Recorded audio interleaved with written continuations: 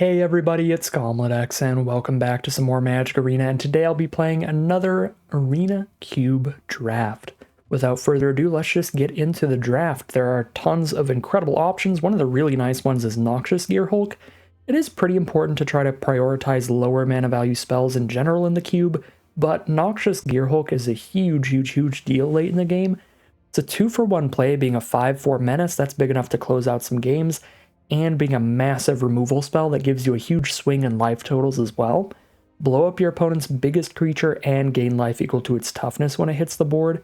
Sometimes you could even bounce this back or reanimate it and do that again. Gearhulk has some really filthy things you can do with it. So I like the Noxious Gearhulk a lot. There's also Rankle, which is great.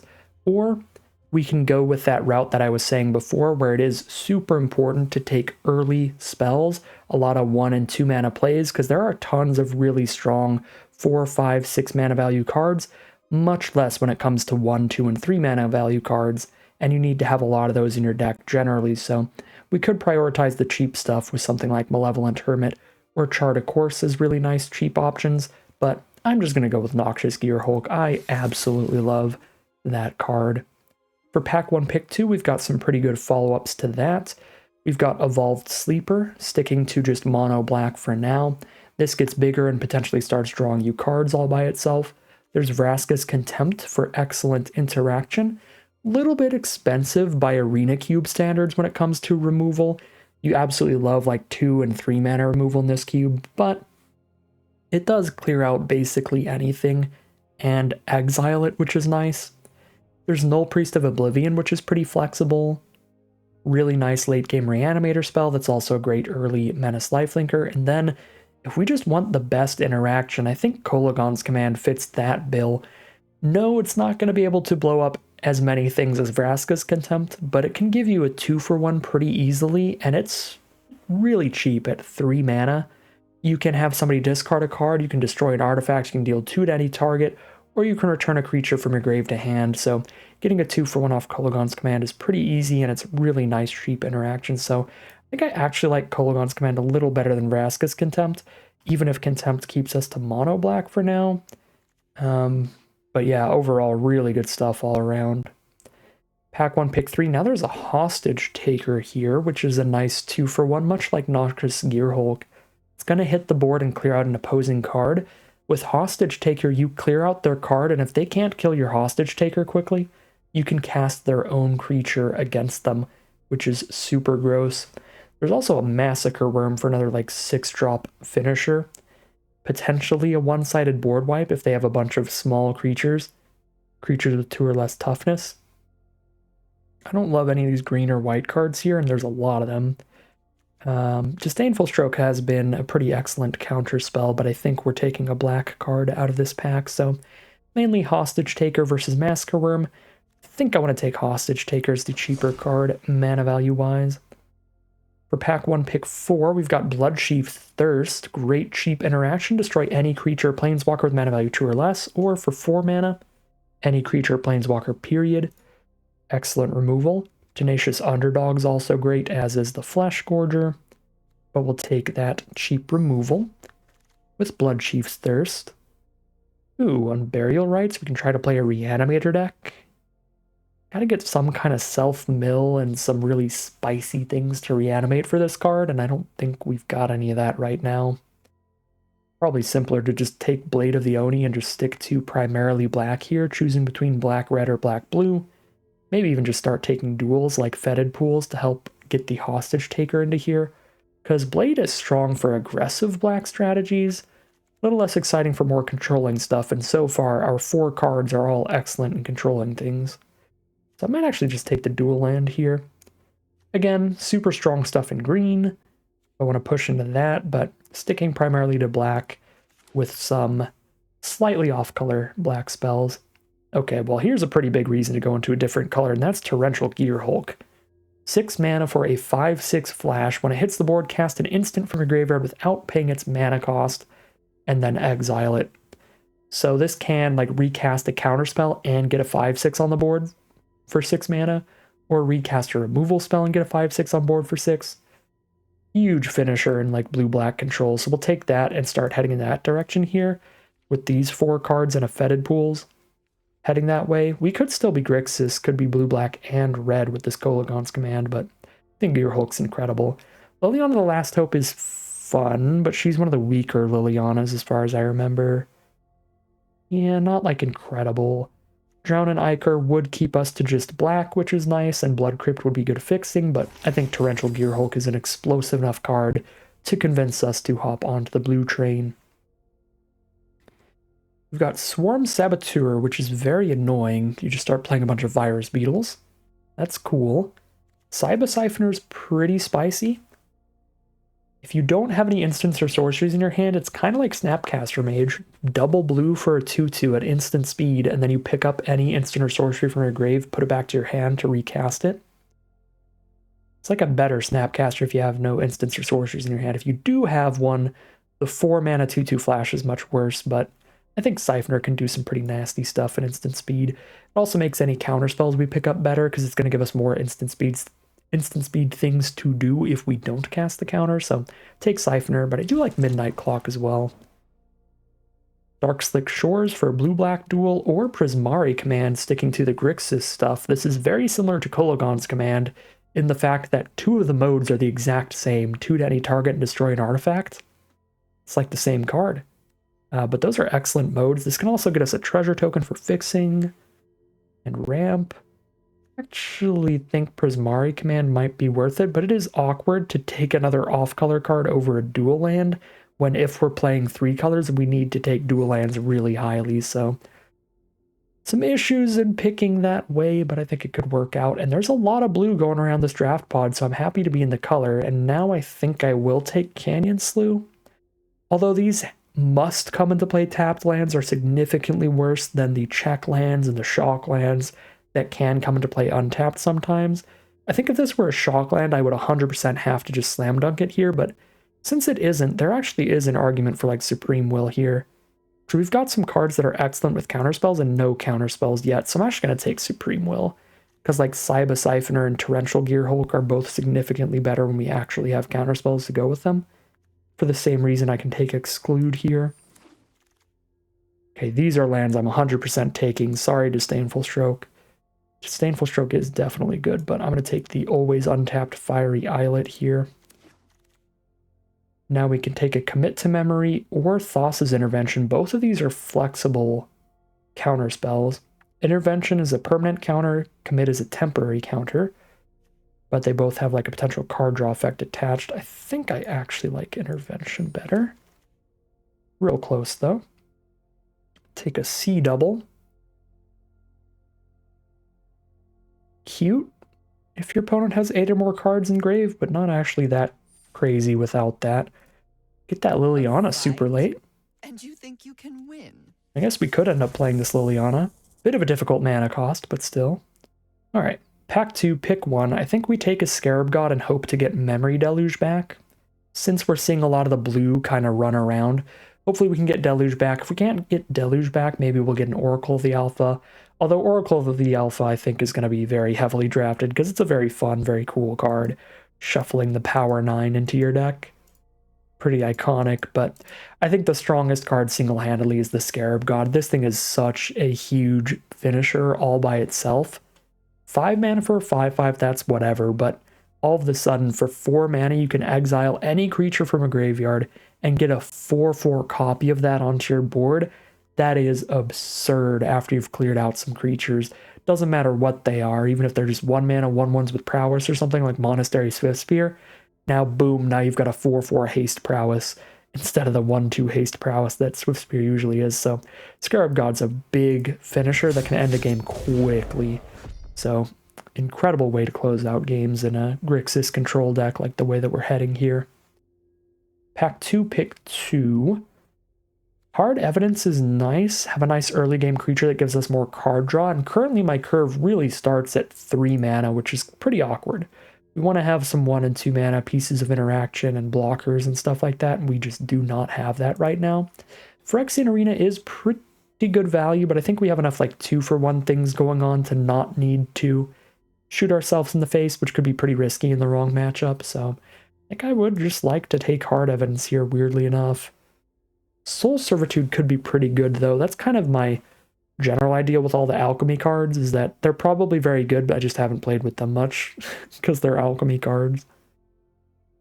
I guess there's also Key to the Archive, which is absurdly good, because usually it draws you a removal spell and then lets you discard a card, plus its mana ramp. Actually might take Key here. Hard Evidence probably comes back, and if that doesn't come back, maybe Shambling Gas does for a cheap blocker. Alright.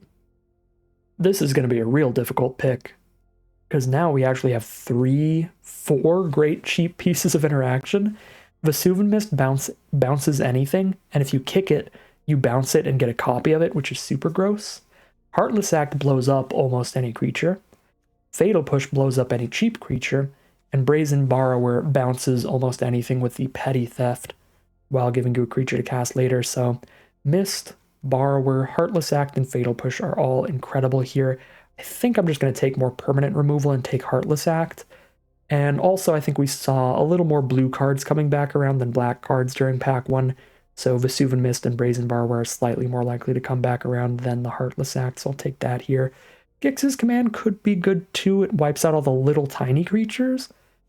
But even like mono red aggro and mono white aggro are often going to be like a 1 mana 2/1 into like a 2 mana 3/1, and then a 3 mana 3/3 and so on.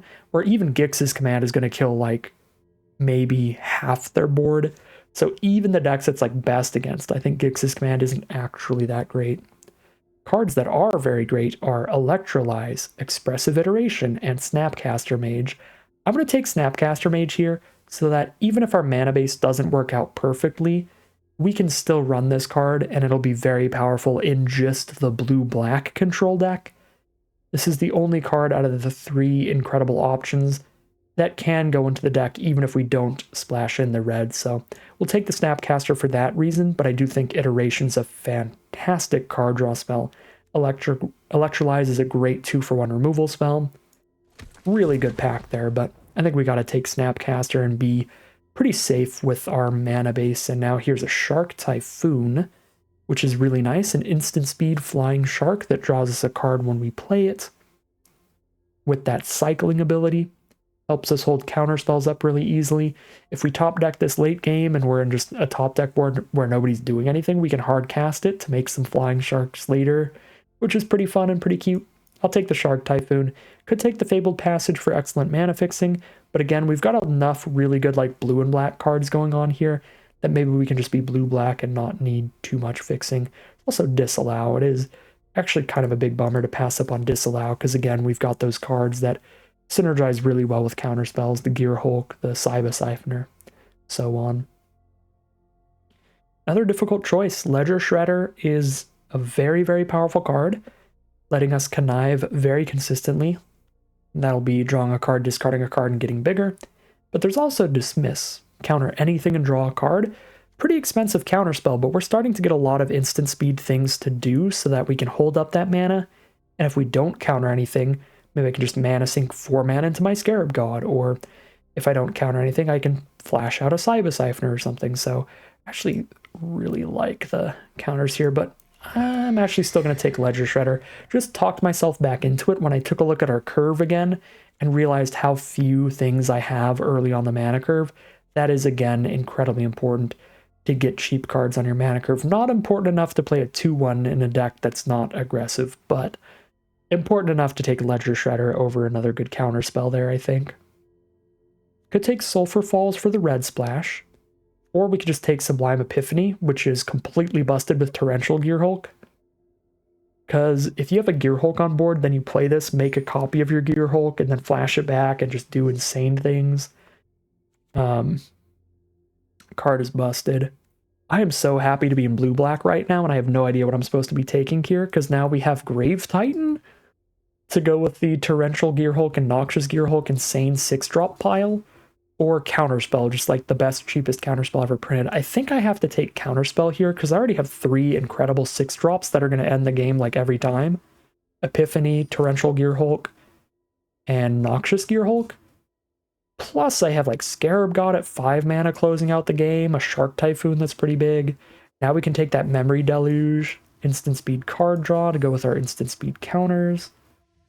We did get the hard evidence to come back, as did the Shambling Ghast, as did the Phyrexian Arena. I think I'm going to grab the 0-3 that draws me a card, but it could also take the 1-1 that gives me a treasure. They're both good. Wow, we got Fatal Push, Vesuvan Mist, and Fairy Mastermind all back. I think I take Vesuvan Mist. I love the flexibility of this card, where if I'm against mono red, mono white aggro, we can bounce their cheap creature, slow down the damage that we're taking for only 2 mana.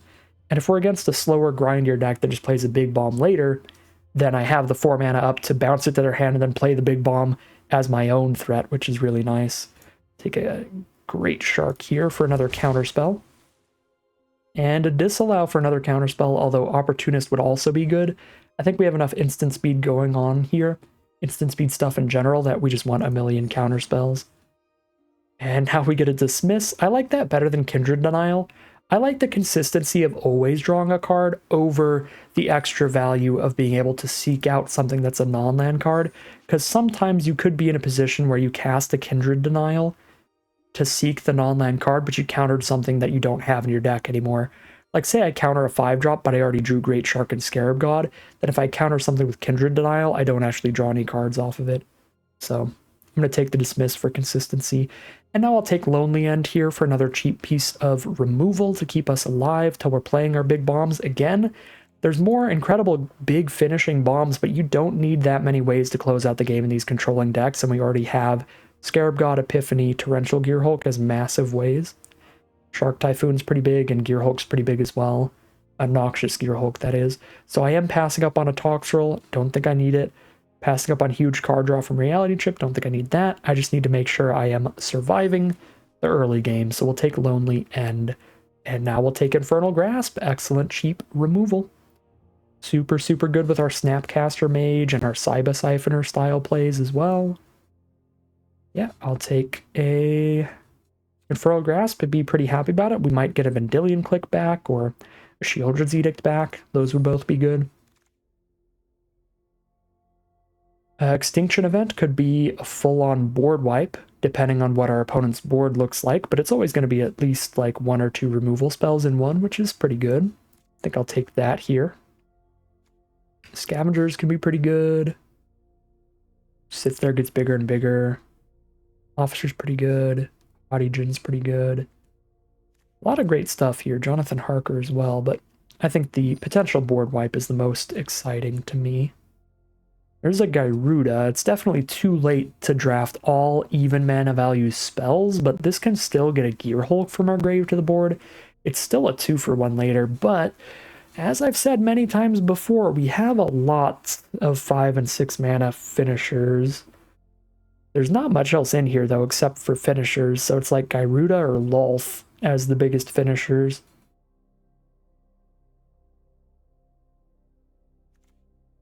Lolth is like super hard to get through. Get a couple of spiders with Menace and Reach. I think I like Lolth a little better, going at the 5-drop slot over the 6-drop slot. Okay, well, you want to know what's very funny? Casting a Breach the Multiverse, and then, oh no, you can't. Okay, never mind.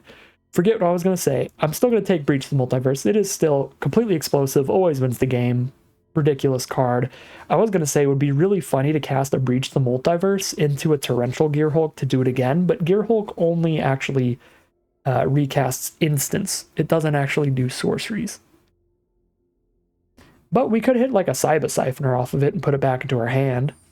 Or if I had an extra 7 mana lying around, if I just have a casual 14 mana, I could spend 7 on Breach, reanimate Snapcaster, and then spend another 7 to flash it back. Frost Titan's good, but I've got a lot of 6-drops. I think it's Impulse versus Nightclub Bouncer, and I'm going to take the Nightclub Bouncer. This card has been adequately annoying for my opponents. It bounces one of their cards and makes it cost 2 more to cast, and it's an instant speed 2/3, so it'll often trade off into something the turn you play it as well. Just does a really good job at helping keep you alive. Well, Thoughtseize is classic, iconic, incredible card discard or hand disruption or whatever you want to call it. Take a neutralize here. We are in love with counterspells in this deck. Although Sailor would be good, and Magma Opus is actually a very reasonable splash because we have Key to the Archive and Fiery Islet. But again, I have so many ways to end the game. I don't need another. I'll take another counterspell. But Magma Opus would be really easy to fit in here in comparison to the cheap red cards. Because we don't need the red source for Magma Opus until we have like, what, 7 mana total? 8 mana? However much it costs. Multiple choice, pretty flexible. Not great, though. I think I'd rather just take a Takanuma. Just up the quality of my mana base, because I already have to cut a bunch of cards, and I love everything in here right now. Vendilion Click versus Sheoldred's Edict. Edict seems like one of the best edicts ever. I'm trying to take that over the Vendilion Click. But they are both incredible, as I have said many times. We're definitely supposed to be blue-black, because this was like every good blue and black card that we saw last time. I guess I'll take a Haughty. I don't think I'm going to play any of these. Take the army in the can, or just like the one really big creature. Either way. Wow, we get Gyruda back as well. I don't think I'm playing that because I just have too much stuff going on at that mana cost already. Absorb energy. This feels like worse than disallow or neutralize or anything. That's kind of a weird alchemy counterspell. Get Frost Titan. Just get a million 6-drops. Just infinite 6 mana things to do. This is gonna be a great blue-black control deck. Alright, we're sitting at 54 cards right now, so we have to cut like 14 things. We're going to start off with the top end of the curve because we really do not need very many finishers at all. So we'll keep like the most fun and the most explosive finishers. So I think we're definitely going to keep Breach. Gyruda is kind of like just a weaker version of Breach the Multiverse. And we don't have a super high creature count in here, and we're probably going to cut more. So I don't think Gyruda is going to be great. Rather just have the Breach and get the best creature out of the top 10 of each graveyard, instead of just get one even mana value creature and a 6/6 out of the top 4.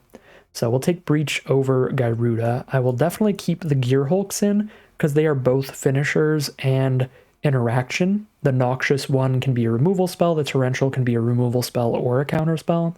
So that's excellent. Sublime Epiphany, again, a finisher and interaction at the same time. A counterspell, a bounce spell, a clone, a draw spell, absolutely everything. Frost Titan, much less flexible than all of the other finishers we have here. I guess Breach the Multiverse isn't the most flexible card, but it's also the most high impact way to close out the game. But Frost Titan is just like, here's a big 6/6 that's going to keep locking down one permanent, which is kind of whatever compared to the other 6-drop things we have. Shark Typhoon, super flexible, doesn't necessarily count as a finisher because we can also cycle it for 2 mana just to draw a card, or 3 mana get a 1/1 flyer and draw a card, or 4 mana get a 2/2 flyer and draw a card. And Shark Typhoon isn't really this high on the curve, it's anywhere we need it, so we'll definitely keep that in there.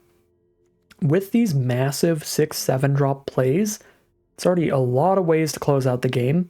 I really don't think I need a lot, so we could even cut like these 5 drops. I'm going to keep the Great Shark as an instant speed counterspell. I'm a big fan of those, and we've got a lot of flash stuff, and the more flash and instant speed cards that we have, the better they all get, because it just gives us more options of what to do during our opponent's turn.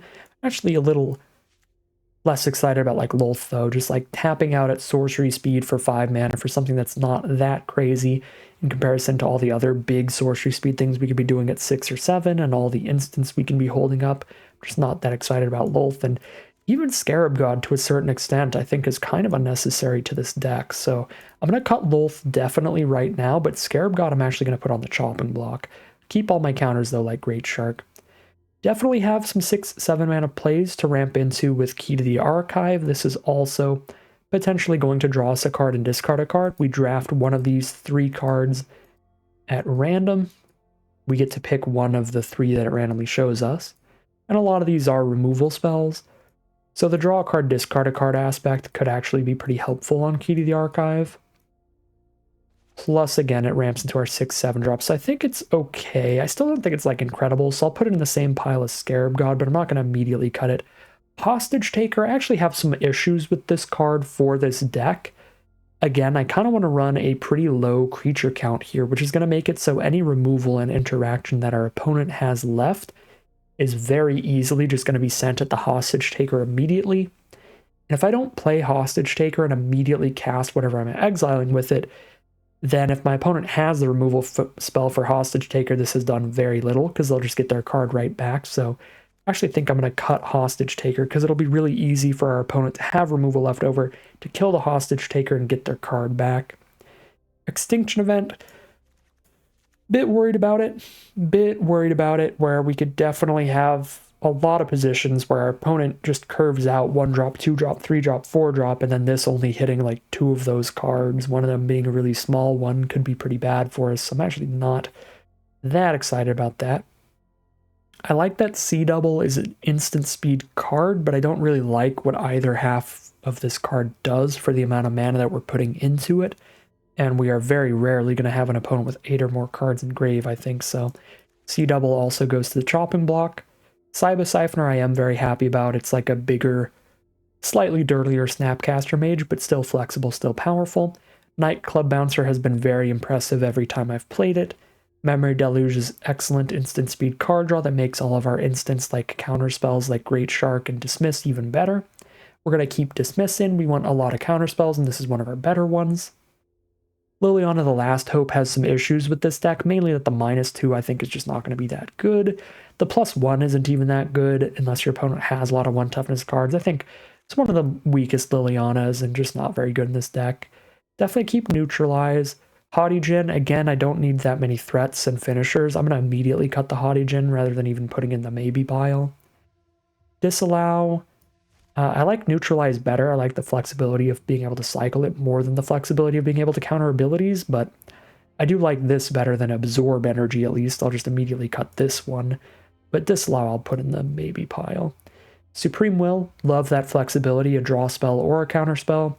Exclude, a counter spell and a draw spell, love that. Intervention, love the flexibility, counter spell or draw spell. Got Edict for cheap removal, Lonely End for cheap removal, Infernal Grasp for cheap removal, Heartless Act for cheap removal, Counterspell for a cheap counterspell, Vesuvian Mist for cheap interaction, Snapcaster Mage, cheap interaction, Ledger Shredder, Great Cheap Creature, Thoughtseize, Bloodchief's Thirst. I actually think Card Evidence is the dirtiest of all the 3-mana and less cards, so from that point onward, if we look at our maybe pile, there are 6 cards here. Cutting all those drops us down to 41 cards, which means we still have to cut 1 more card here to get down to 17 lands. And I think this is a deck that could even use 18 lands with the amount of 6 mana, 8 mana things potentially going on later. So gotta find 1 final cut. Since we're going to be at 17 lands and not 18 unless I cut 2 cards, we might cut the Breach as a 7-drop, or Thassa's Intervention as our most expensive counterspell in here. How many counters would I have without Intervention? Still have Counterspell, Exclude, Supreme Will, Neutralize, Dismiss. Still have 5-6 counterspells with Great Shark 2. Think I could cut Intervention and leave Breach, but it might be better to cut Breach because I still think I've got a lot of ways to close out the game even without Breach the Multiverse, but I don't know. Breach is just so explosive. I cannot resist that card. I should be able to resist it, but I can't. I just can't bring myself to cut it, so I guess we will cut the Thassa's Intervention as kind of the slowest counterspell, and that makes it look pretty okay to still be on 17 lands here, although we still have a lot of 6s and a 7. Still a little awkward to be at 17, but I think it looks like a fine place to be, so we will call it a deck there. Alright, here's a look at our final deck list for today. We're on a pretty sweet blue-black control deck here. We have a very low creature count and tons of interaction. Got a lot of instant speed stuff to do to make all of our counter spells even better. Tons of instant speed removal with cards like Heartless Act, Infernal Grasp, Lonely End, and Sheoldred's Edict to deal with whatever our opponent has that has resolved. But if we can, we'll just be countering what we can with Counterspell, Exclude, Supreme Will, Neutralize, Dismiss, and Voracious Great Shark. And with all those instant speed counter spells, that means all the instant speed removal is better because we counter something if they cast something, and if they don't, we can just remove something. Or we have instant speed card draw like Memory Deluge, instant speed graveyard recursion like Cyber Siphoner, instant speed bounce with Nightclub Bouncer. A lot of playing spells during our opponent's turn. We've got Snapcaster Mage and Cyber Siphoner to pick up whatever piece of interaction we need from our grave, be it a counter spell or a removal spell. So these are both very flexible, very powerful cards for this strategy. And for finishers, we have Torrential Gearhulk, slamming down, gonna be a 5/6 blocker out of nowhere and another removal spell, or another counter spell out of nowhere and a 5/6. There's also a Noxious Gearhulk, that's gonna be a removal spell and a 5/4 menace creature to beat our opponent down with. And of course, our two massive, massive explosive win conditions: Sublime Epiphany, counter their spell, bounce their best permanent, get a copy of our best creature, draw a card, all in one. This quickly ends the game. And Breach the Multiverse, which is the most clear, obvious way to end a game. Getting the best creature back out of each graveyard after milling each player 10 means you're going to have two incredible finishers on board after a Breach. So really spicy blue-black control deck here. It should have a pretty decent time sticking around, staying alive, keeping our opponent from doing anything too crazy in the early game between all of our counters and removal spells. And then it's got some big explosive finishers at the end of the curve. So looks like pretty much exactly where you want to be in this color pair, and I'm very excited to see how it does as we head into the gameplay. Here we are on the play for game 1, so we'll get our tap land out of the way. Drop our Ledger Shredder turn 2. Very nice blocker that can connive throughout the game. Ooh, our opponent starts with a turn 1 Elvish Mystic, I think in cube. It's pretty worth it to keep your opponent off of the mana ramp, so I'm just going to immediately Infernal Grasp that and hope that Memory Deluge can find the removal that we need for any threats that they get out later in the game. But we also have Noxious Gearhulk for at least one removal spell later. So they do have another Mana Dork immediately, a Paradise Druid to follow up the Elvish Mystics, so they'll still be ramping up a little bit, but at least not as bad as they would have been. They do get a Miglaw's Maze Crusher. On the plus side, I could not have killed Paradise Druid with my removal spell until it became tapped anyway. So they would have had that green source regardless. But this Miglaw's is going to be a very big deal. This thing is a 4/4 at minimum. It can get Vigilance and Menace. It can buff itself up. It can destroy artifacts and enchantments. Wow, I could just destroy my Noxious Gearhulk if they have 3 mana up when I play it. It could be really bad. I'm actually going to hold Ledger Shredder up just in case they don't need that Paradise Druid mana so that I can block the 2 damage instead of just dealing 1 to them. But we are going to be on Memory Deluge here looking for some removal. So hopefully I can kill Miglaw's with something other than Noxious Gearhulk. Take my 4 damage. Down to 14. I'm going to be a very big fan of the life gain that the Noxious Gearhulk gives me here. Ooh, Simian Simulacrum probably puts the counters on itself. So it's big enough to attack into Ledger Shredder. Although it does have an Unearth ability. They are going to put the counters on Paradise Druid, that's fine. If I find removal, that'll be fine. Then I use my instant speed removal to kill their tapped Paradise Druid. Okay, that's not what we wanted to see. I mean, it's not terrible. I just didn't want to see Breach the Multiverse right now, because I don't think I can afford to put a 7-drop in my hand, especially one that requires another black source when I don't have my second yet. So I could take Heartless Act and Cyber Siphoner, then I can Heartless Act. Actually, Heartless Act is really awkward in this matchup because these both have counters on them, so I can't destroy those with it. That's so bad for me. I could only Heartless Act a Simian Simulacrum. So I could Cyber Siphoner and Infernal Grasp back.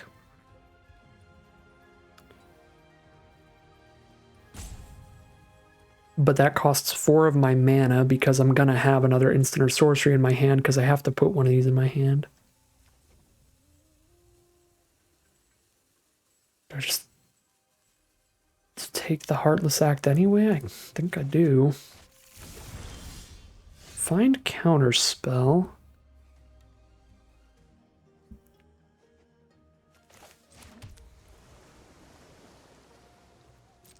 It is actually just an immense bummer that Heartless Act cannot destroy creatures with counters on them. That might just single-handedly get me killed here. The fact that I can't blow up their cards with Heartless Act.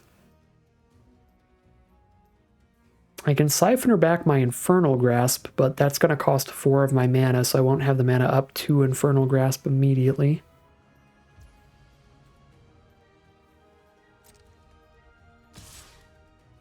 Send in just Miglaws. Okay, so we're fine then. We go to 10. I was expecting something real bad here. I was expecting like an all attack and start taking a bunch of damage. But if I find my second black source for the Gear Hulk, gain some life off playing it, could be pretty big. That's going to distribute a bunch of counters to their board. Yeah, that makes my Heartless Act even more useless. And gets a ton of damage, so we do counterspell that. But now I can't Siphoner right now.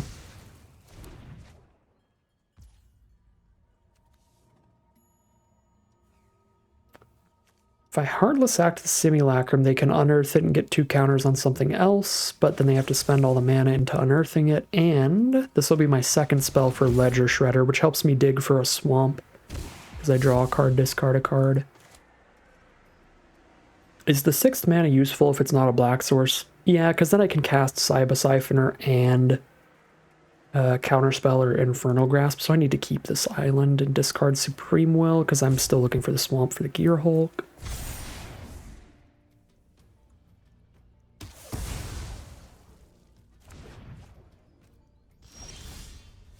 Find Sheoldred's Edict. It's not the black source. Okay, so we play the island. Now I can Siphoner plus Counterspell. I can cast 2 spells during their turn no matter what. So I can have a 3/5 Ledger Shredder, which can block Paradise Druid. Miglaws is going to be too big. So I'll have to kill Miglaws with Infernal Grasp or something. Mephit's Enthusiasm, exactly 4 damage. If I cast 2 spells right now, I don't even have to counter that, depending on what their last card in hand is. So let's go Siphoner, Infernal Grasp, Miglaws, I think.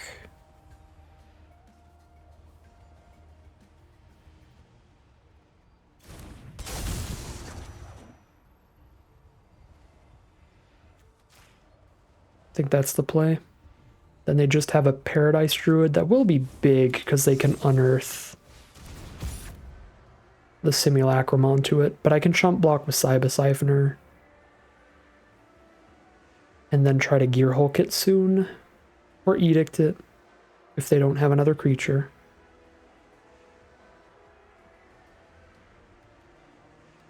We'll see what we draw into. Nightclub Bouncer, that's impressive, but I don't think it's as good as these two.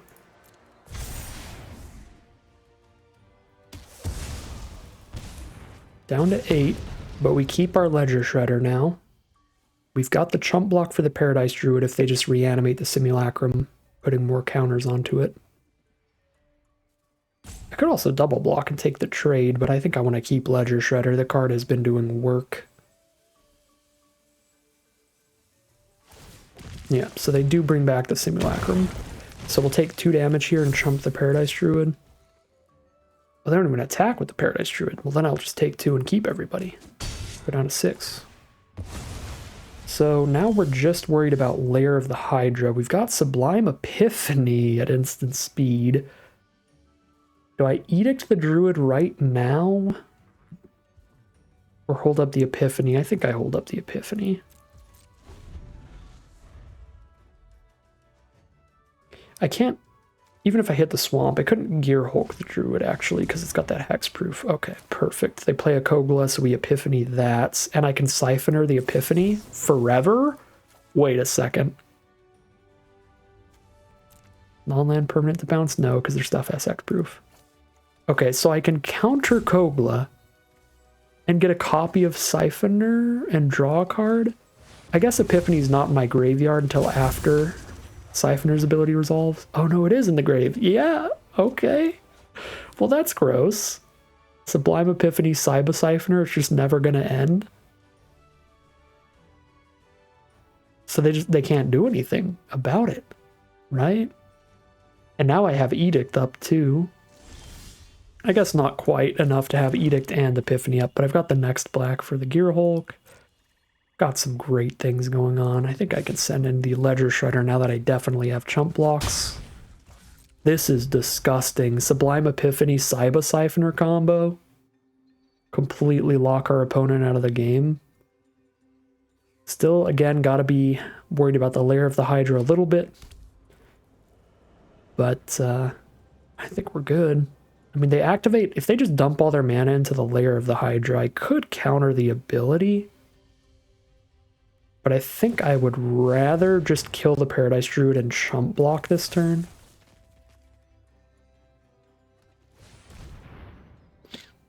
So now we kill Paradise Druid and we just chump block with a Siphoner token.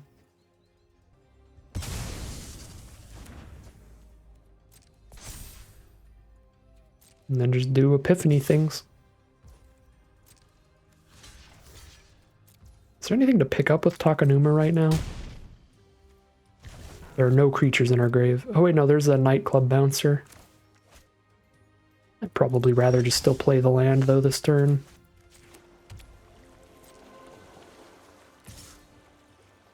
Okay.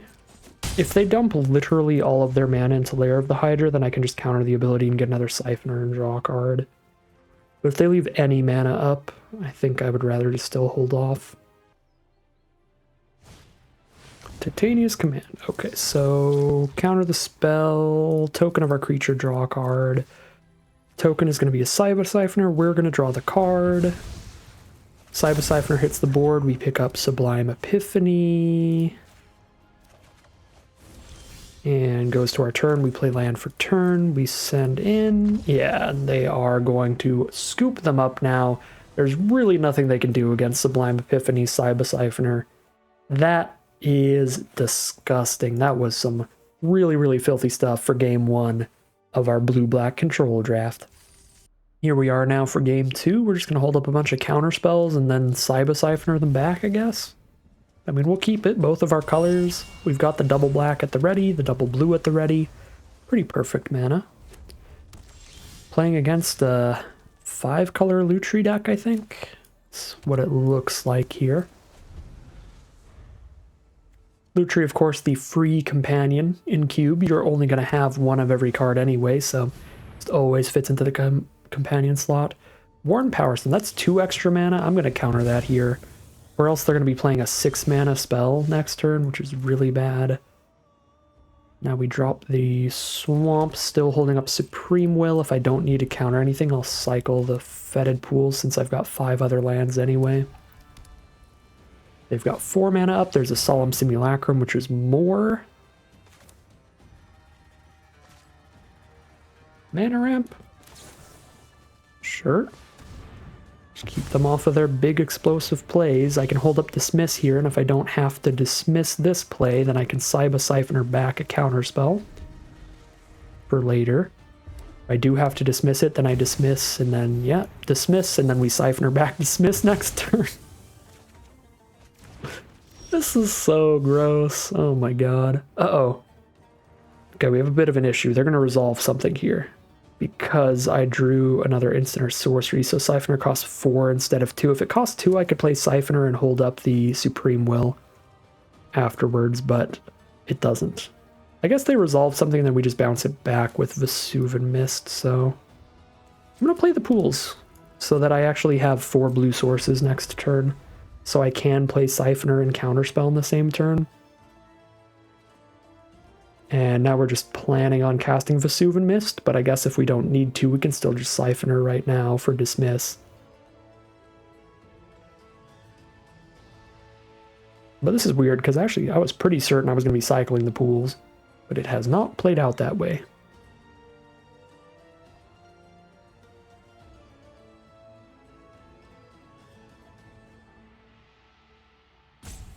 Here we are back at it again, being the most annoying deck in the draft pod. Let's go. Our opponent is just questioning life right now. They're like, should I even cast anything? Yes, this is the turn they will resolve things. They are not going to, though. They're just going to put the Lutri into their hand, play around the counters. I could Takanuma, see if I mill something, but I think I just pick up Dismiss.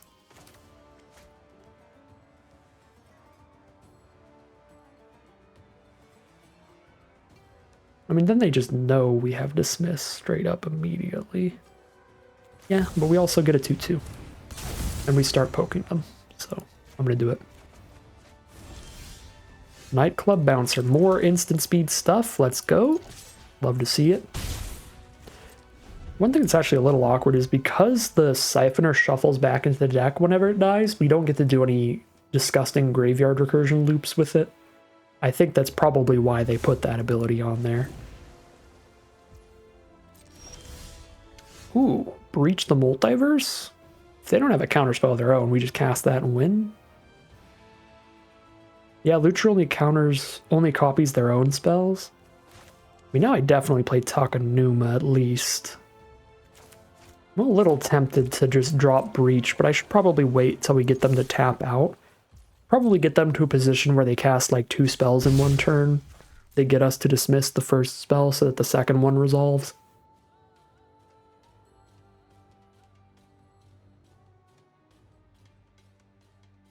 We can just play it nice and patient with this Breach of the Multiverse because we've got 3 incredible instants still. I could Vesuvian Mist loop my Cyber Siphoner. Non-token, non-land permanent to its owner's hand. If it was kicked, conjure duplicate. If I bounce my own Siphoner, I now have 2 in my hand. And we negate the Prismari command. I don't have my counterspell up anymore, though, because I only have 7 mana up here and not 8.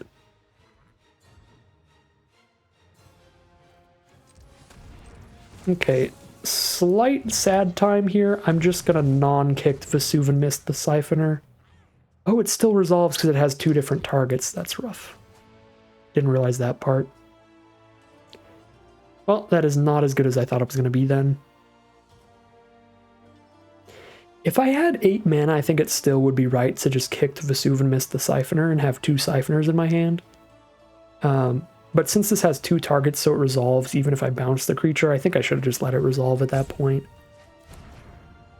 On the plus side, though, we're not down a card because we just replay the Siphoner and get the Vesuvian Mist back if I don't need to counter anything. Third Path Iconoclast.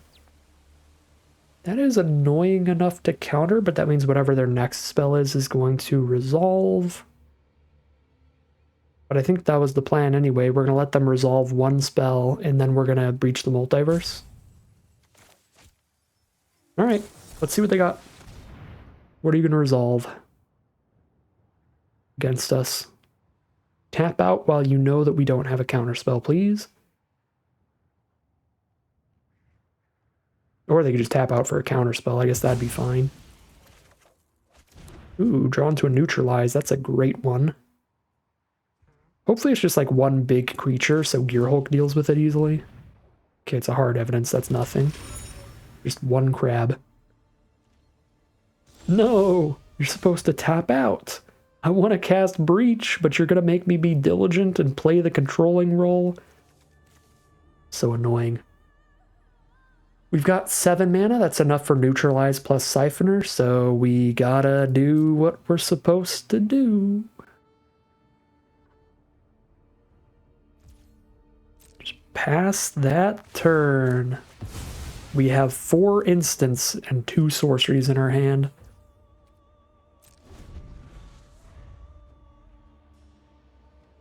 We are the monsters today. We're on that draw-go control deck. Play everything during our opponent's turn. Mind Stone is fine. It's just going to draw them 1 card, basically. Just cycles itself away. I doubt they need that mana. I'm just going to Siphoner and pick up my Vesuvian Mist, so I still have that little chain going on if I need it. Because especially once I hit 8 mana, I could just start being an idiot with that instead of playing Breach the Multiverse. I could just get to a point where I have like 4 Cyber Siphoners in hand eventually, and that's my whole game plan. Just keep playing them forever. Electrolyze? Yeah, I'll counter that for sure. Oh, I guess, yeah, it's definitely going to resolve because I can only counter 1. But they've tapped out, so now we can guaranteed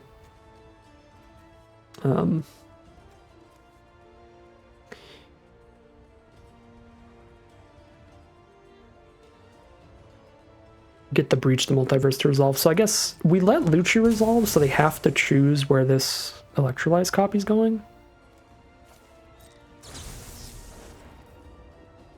I guess I actually still could have countered the first Electrolyze before Lucci resolved. I'm actually not super familiar with how these kind of instant speed interactions and things work, but it looks like I could have countered Electrolyze and then Lucci wouldn't have copied anything.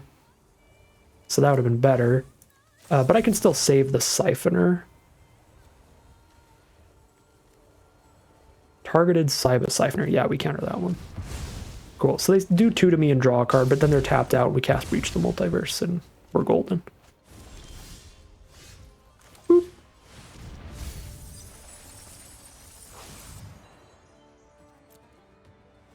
Get a Zergo and Ojutai or a Teferi from them. Which is actually better. Damage to a player, look top 3, put 1 in your hand, rest on the bottom. Snapcaster Mage doesn't counter anything. These are actually not the best hits ever. I think I just get the big flyer. They're down to 12, we draw a card. I think they're still going to be big enough hits to win this game. We got 11 cards. Why was my top card revealed? It's gone now. That's good. Oh, it was revealed because those were the 2 cards that I saw off of Zergo and Ojutai before it put them on the bottom. Okay.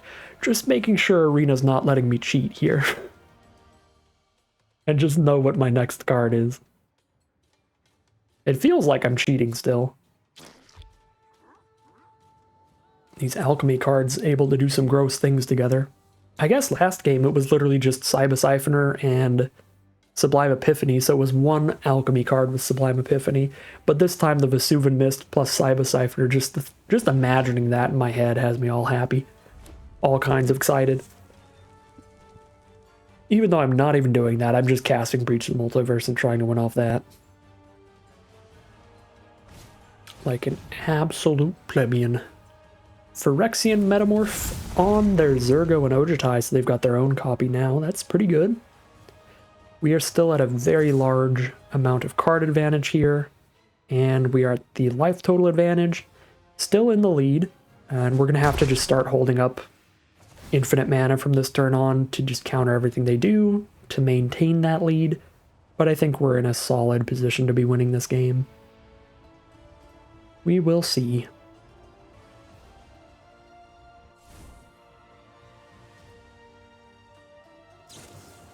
Seal away our Zergo and Ojutai. Alright, not great, but we can still beat them down with Voracious Great Shark. And another shark token whenever I don't need to counter something. 7 mana here. I don't have enough mana to kill Zergo and Ojutai and counter a spell, which is kind of rough. Because I need 6 mana to counter something. I need Torrential Gearhulk mana. It's pretty big. Did I hit Sublime Epiphany? Oh, I did. Never mind. We're good. Breach the Multiverse milled Sublime Epiphany, so it just really doesn't matter. Let them hit us for 4 so we can hold Sublime Epiphany up just in case. But then we can just Gearhulk Sublime Epiphany, and that's going to be completely filthy.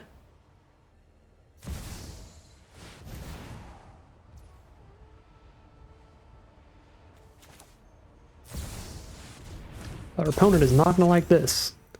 Sublime Epiphany. All modes, baby.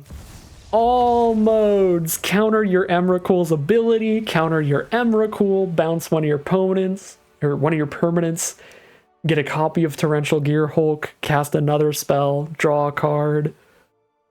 Oh my god, yeah, that was enjoyable. Get the Sublime Epiphany off of Torrential Gear Hulk to counter Emrakul's ability and Emrakul. That's got to be a massive feel bad for our opponent, and that would explain the scoop. So we are 2-0 now. The villains are victorious again, as we're ready to try to take some more names as we head into game number 3. Here we are now for game 3. Wish we had a little bit more blue mana, and our prayers are answered immediately. But other than that, I like the hand. Ledger Shredder early, the Lonely End for removal. Plus we're on the draw, so we get to gain 3 life when we cast the Lonely End as well, which is spicy. Okay, let's get the Ledger Shredder down. We're against a black-white deck with a Cold Steel Heart on red, so black-white-red at least. There's a Key to the Archive, so now it's just like every color under the sun. We are not going to have the mana up for Voracious Great Shark by the time we need it. They are going to be able to cast like any explosive play next turn.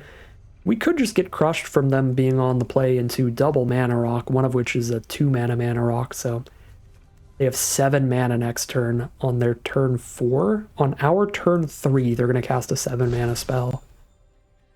So we might just get crushed here again. On the play, double Mana Rock, no cheap enough interaction for that at the time. Is going to be quite detrimental to us. I'm going to play the Swamp so I have the Lonely End up, but I doubt that's going to be big enough for whatever they play here. Maybe their hand is all Mana Rocks. I mean, they discarded a Cultivator's Caravan, we'll see. Solemn Simulacrum. They've got up to 7 mana here, and that's the best they can do. It might be okay. As long as they don't draw their big explosive play until we have 5 mana out, we could be fine. And we've got 4 out of 5 mana now. Just hold back. I guess I just block their 2-2 with my 1-3 instead of hitting them for 1. Let's gain us 2. Approach of the Second Sun. So that's how they're going to try to win this game. And I think it's going to work because I don't have a counterspell for that right now. So all they have to do is just draw 7 more cards and they'll win. Yeah, I cannot do anything about that. So, approach the Second Sun off of Key to the Archive, a win condition that wasn't even in their main deck, is going to kill us here. This is definitely the matchup for that kind of card. We are going to kill them real slowly. Well, now I've got Great Shark up at least. I guess I need to start hitting them as much as I can, but I don't think I outraced that approach to the Second Sun. Even if I hit a counterspell by that time, it kills me, right? I think it kills me even if I try to counter it the way that it works. I guess we'll find out. Alright, this is an easy Great Shark. The Lurus.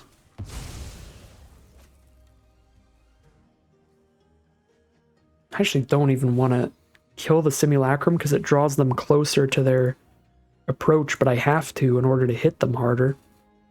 Otherwise, it just chumps 5 damage and draws them closer to approach the Second Sun.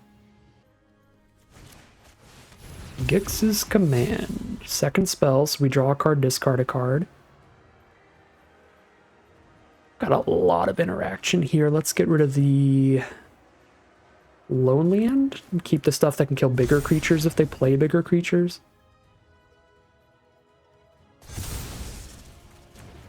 We'll have to Edict the Simulacrum. Wow, they gain 4 here. That's super bad.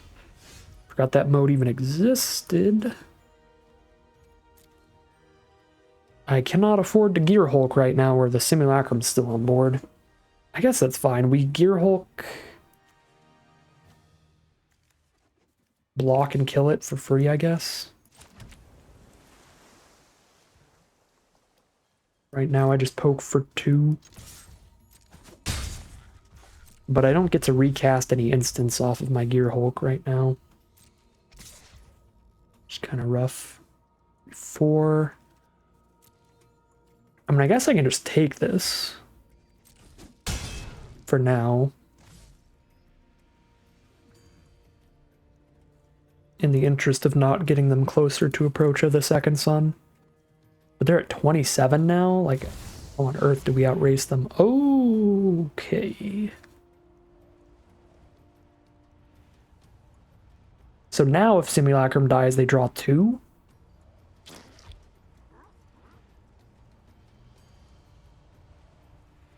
Oh boy, so I Edict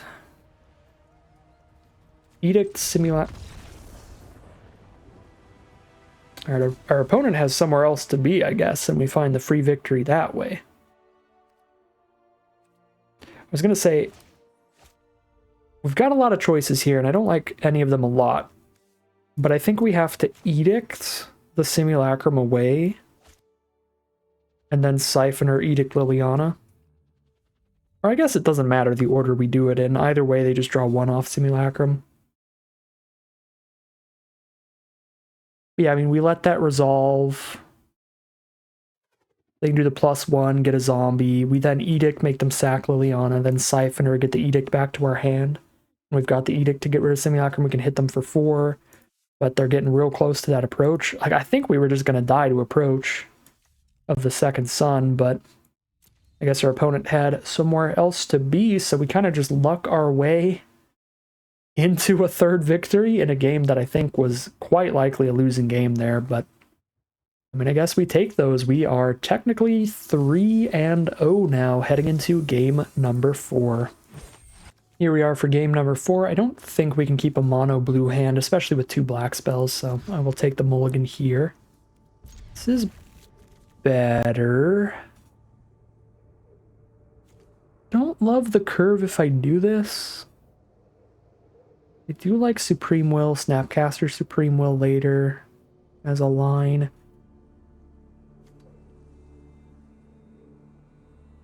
Deluge to make up for the mulligan. I'm gonna do this.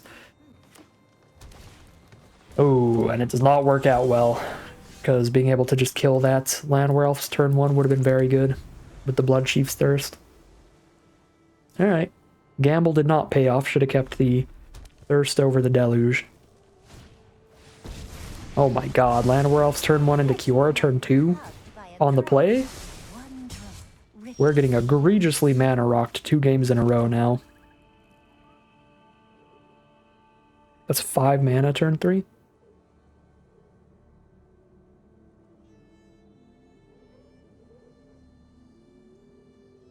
I guess both of these add an extra mana, so we might as well kill the Kiora, because Kiora gives them another mana every turn and draws them extra cards later.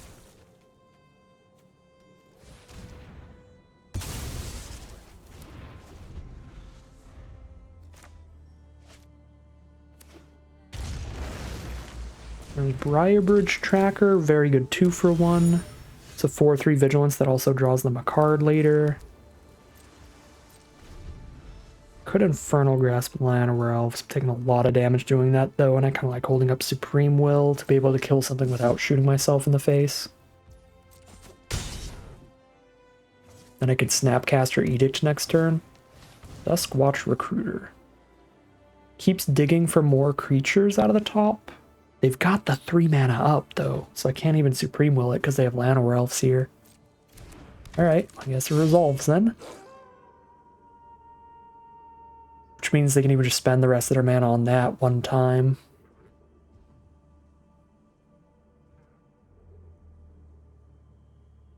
Alright, so we go Infernal Grasp, Snapcaster Infernal Grasp, so I think we actually grasp the tracker?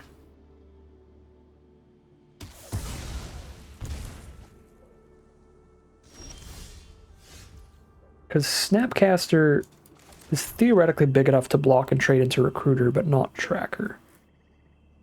Although, if I don't play a spell this turn, then the Recruiter is going to be a 3 toughness anyway. Okay, I didn't fully think this through. I should have killed the Recruiter.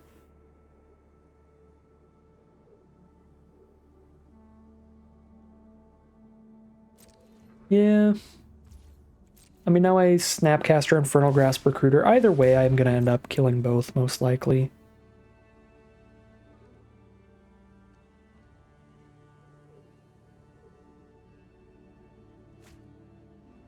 They find a Mayor of Averbrook. Oh my god, there's the full-on green-red werewolves deck. Got the Howler and the Mayor. That is an old werewolf though, so it doesn't actually come out on the flip side like all the new ones would. It's not night-bound right now. They can't sink more mana into the Crawling Horde Howler because it is on the backside here. They could certainly cast a Goldspan Dragon. Oh my god.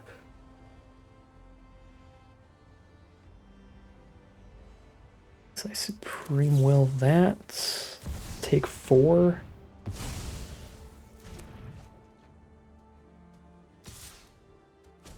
Take 3. No attack with Llanowar Elves. They did cast 2 or more spells, so this gets them to their flip side. To where they can do their draw a card thing. But they don't have the mana up for it. I guess they will when I pass the turn. This recruiter's been really bad for me. I think I need to Infernal Grasp it before I pass so they can't draw any extra cards. And then the Mayor doesn't flip yet, and we can try to kill it off of something we find off of Deluge. Okay. Close to stable. I just need to deal with a Mayor before it spits out a bunch of 2/2 wolves. They've got another card draw, though, off this clue to find some more threats, but I've got 2 pieces of card draw, but not as much mana, which is bad. Ooh. That's going to immediately take me far away from stable. Voracious Hydra's very good here. 5/6 trample and clear out my blocker that I had for the Mayor. Alright, do we have any chance, Deluge? We do. Not a massive one, but a chance nonetheless. I can Lonely End the Mayor and gain 3. I'll be at 10, take 6, go down to 7 again. Or 4. What on earth happened with my math there? We can go to 10 and then take 6 and go to 4, and then I have to find removal for the Voracious Hydra.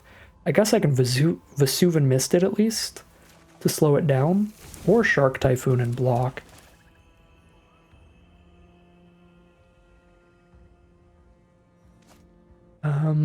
I've cast a spell this turn, so I don't have to kill the Mayor immediately. We can see what they draw into first. Although it might be safer to kill it while they're tapped out in case they have any combat tricks. I don't think there's going to be a lot of combat tricks in this cube, though. Alright, well, kill the Mayor and gain 3. Go to 4.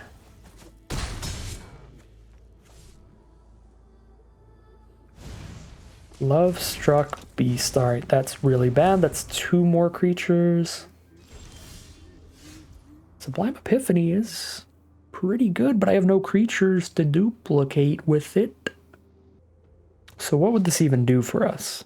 It would just bounce one of their cards, which is not enough to survive, so I have to Ledger Shredder Vesuvian Mist.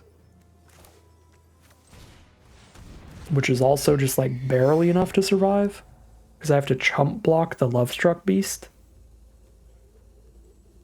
And take 2.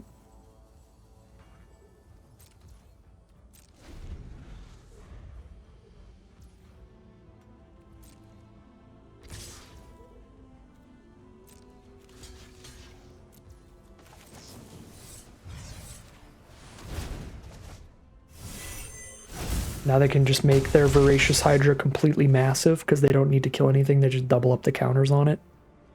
But I have cards that can kill a creature of any size, so they can just tap out, make it a 20/20 or whatever, and I can still try to find removal for it. 10, 11? Yep. We find a land, and so we're dead? Yep. Alright. Green-red aggro deck on the play. Turn 1 Llanowar Elves for the ramp as well to just dump out that hand super quick. I think we could have sequenced things a little better throughout that game, like killing their card draw dork over their 4-3, but it still would have ended in the same amount of like card draw overall. Pretty much like the same position. I don't know, maybe we could have played it out. We definitely could have played it out a little better, but I don't think we're changing the income of the income. I don't think we're changing the ending of that game at all. 3-1, heading into game 5. This hand is excellent.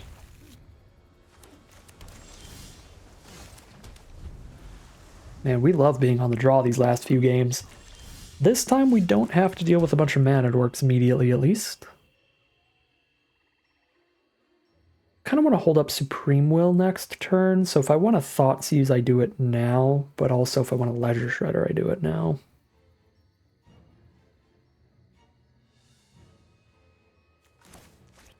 Let's go Ledger Shredder into Supreme Will next turn, and then I can like double spell with a Thoughtseize really easily later since it's only 1 mana. Okay, I'm not going to do it yet because I'm holding up Supreme Will, but I'll do it once I have 4 mana up so I can still hold up the Supreme Will. We're playing against Grixis, playing against the deck that we could have been. Alright, now I can Thoughtseize and still have Supreme Will up, so let's do that.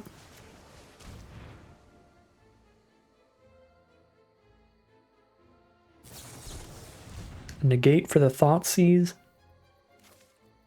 I'd rather Supreme Will what's coming up than Supreme Will the Negate, I think. Although if I Supreme Will the Negate, then I can Thoughtseize what's coming up. I don't think it really matters either way.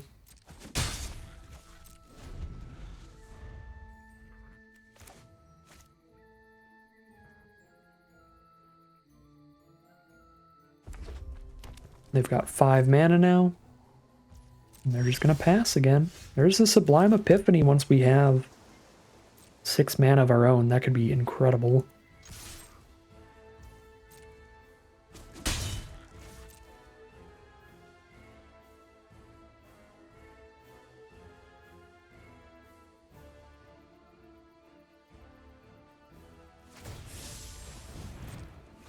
Here comes Torrential Gearhulk.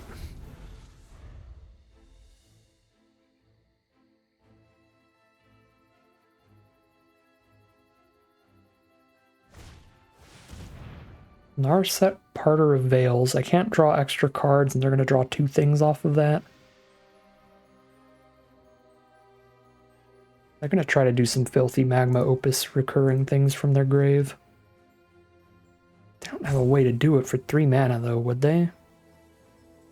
I mean, I guess they could just pay for the Supreme Will, though, if I do that. Alright. Here's Narset, I guess.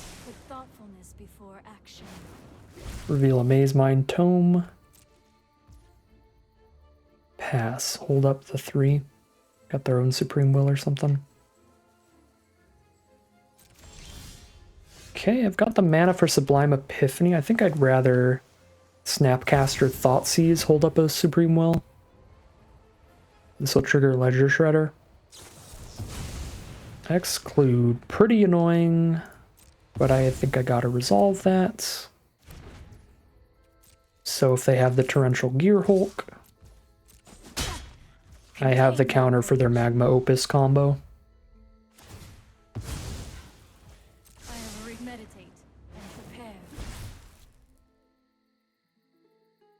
Because I don't think you cycle that Magma Opus unless you have the Gearhulk combo. Cast it, because they had like 5 lands already. So that's their win condition they're planning on. They're just trying to get my counter spells out of my hand first. Which is rough because they've got tons of other stuff to do, so they have plenty of time.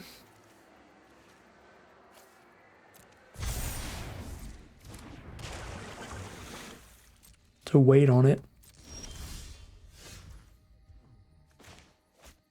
Do I keep land 7? 6 mana is enough to neutralize and Supreme Will. I think I do. Keep land 7 for Ledger Shredder to discard.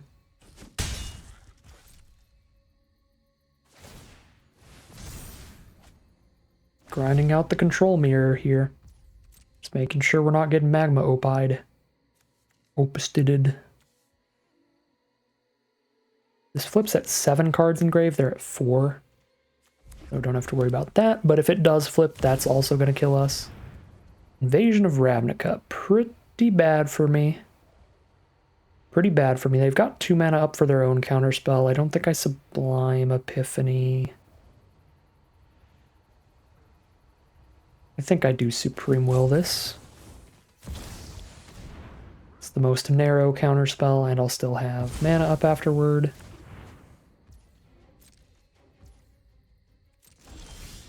Okay.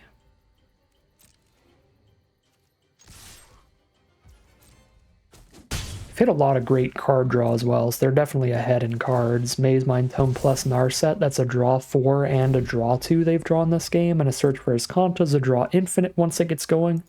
Just draw 1 extra card per turn. Really do not like our position, even though we are like chipping away over and over on board and lowering their life total. I think we're in the losing spot here, but we'll see.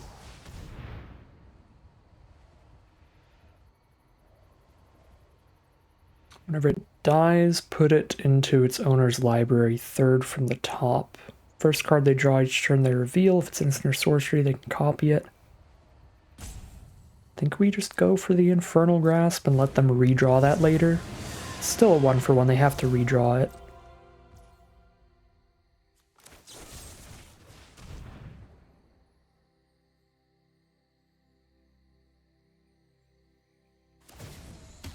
Alright. Yeah, they have to redraw it, so they skip a draw step to get it back later. So it's still a 1-for-1 even if it does come back eventually.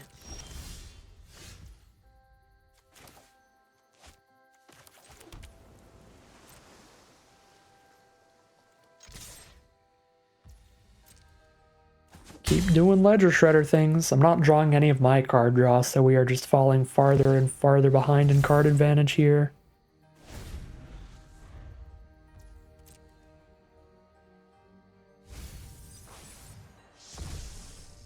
Okay, and then Search for Azcanta flips, and that's just a death sentence. Because now they don't have to do anything. They can just keep using that every turn. 5 mana up. Not enough for a Gear Hulk, but I don't know if they played land for turn. If they haven't, they could still go land Opus. But if this resolves, we die anyway, because Lonely End isn't big enough to kill it.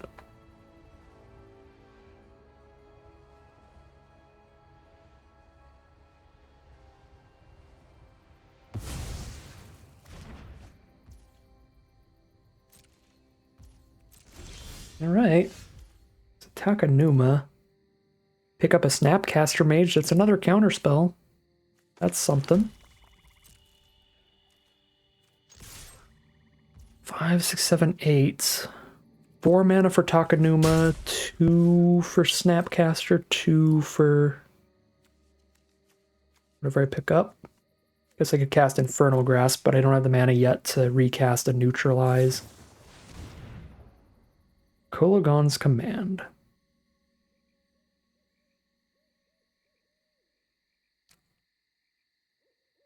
Pick up Kefnet. Make me discard a card. That's a nightmare. Just discard the Lonely End.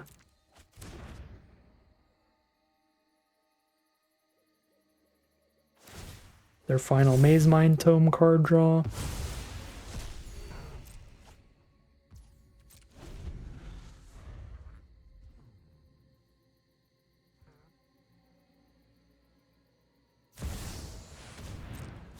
This turn they do have the mana up for Gear Hulk after the Kefnet. They have it. They don't, so let's Takanuma back Snapcaster. Or a Noxious Gear Hulk. If I Noxious Gear Hulk, I'm not holding up Epiphany.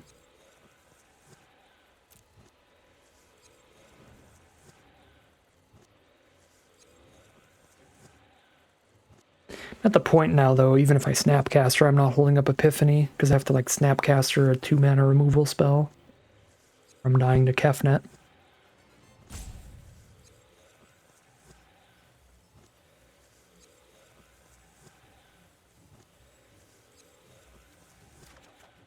Go for it with Gear Hulk here.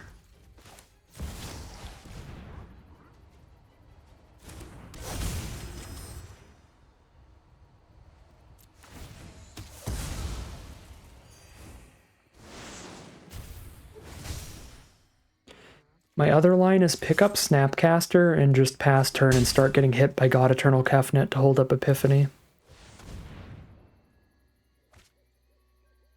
Oh my god. Search for Escanta picks up their Epiphany.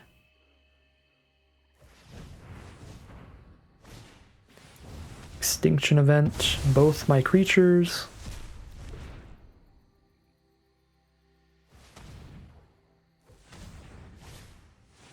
They've got a Mind Stone. Now we're just going to stare at each other with Sublime Epiphanies till I die. Yeah, I mean, they flipped the Escanta. They have infinite card draw after they already had more card draw with, like, Maze Mind Tome. So very long and drawn out defeat, but we've kind of known that we were losing for a very long time at this point. Maybe we can get them to slam down Epiphany. That'd be pretty bad for them. Like, unless they play really poorly, they have this game on lock. They're gonna try. Do they have another counter? If they have another counter, that's it. That's GG.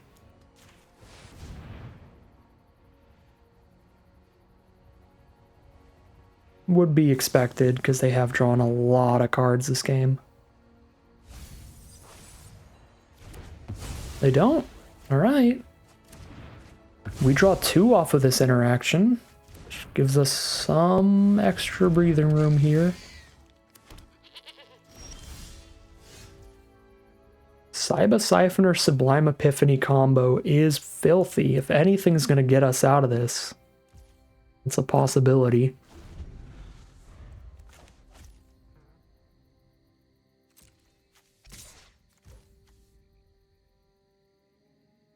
I just take the hit first.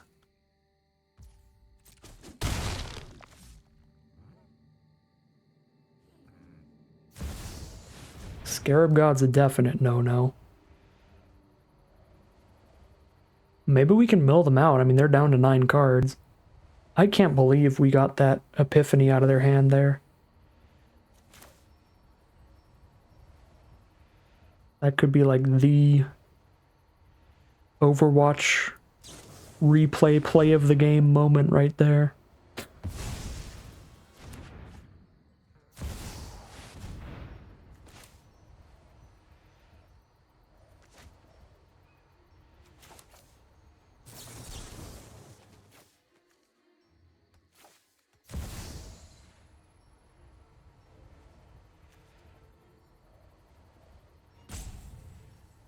Bounce the Woe Strider, counter it. Either. Counter this Nicol Bolas now. Hit a Memory Deluge. Memory Deluge is actually an awkward draw. We really wanted to hit not an instant or sorcery so that I could Edict the Goat and then have the mana to Siphoner and Epiphany in the same turn. As it stands, I don't quite have the mana to Siphoner Epiphany here. Which means we let the Woe Strider resolve again.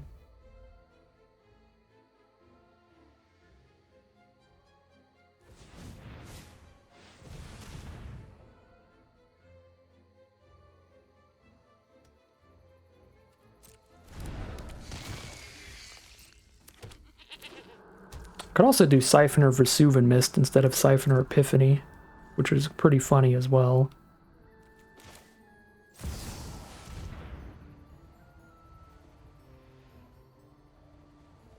It's their last card, a counterspell. That could actually get us here. Maybe I should have deluged first. In case of that, probably should have. Alright. Siphoner Epiphany is set up as the plan. I can do this and I'm still 2 cards greater than their library. 1 card greater. I'll have 9 after our draw step. And cast his Kanta. We'll activate his Kanta. Find their last few non-creatures in their deck. They do get to stack their library, keep putting the bottom 4 back in anywhere. Oh, a Breach the multi... Wait. They don't have a counterspell in hand immediately. I just Breach and then they draw from an empty library. There's no shot that's the right play. When I can also pick up a Gear Hulk with Epiphany in hand.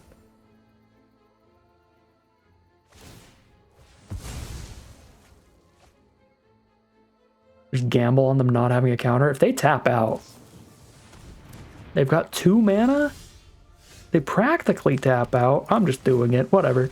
I give up. I pray. They scoop! Let's go! Alright. Breach the Multiverse, the last 10 cards gets there. I was confident from early on that game that we were going to get crushed because they were drawing so many more cards than us for card advantage purposes. And they did draw so many more cards than us, which meant that they were going to mill out even without this Breach. We did manage to get to the Sublime Epiphany alongside the Cyber Siphoner. Now, they did get to shuffle it back in the end there, but now we had Gear Hulk to go with it. So we would still have 2 Sublime Epiphanies in a row here, which would have still been incredible.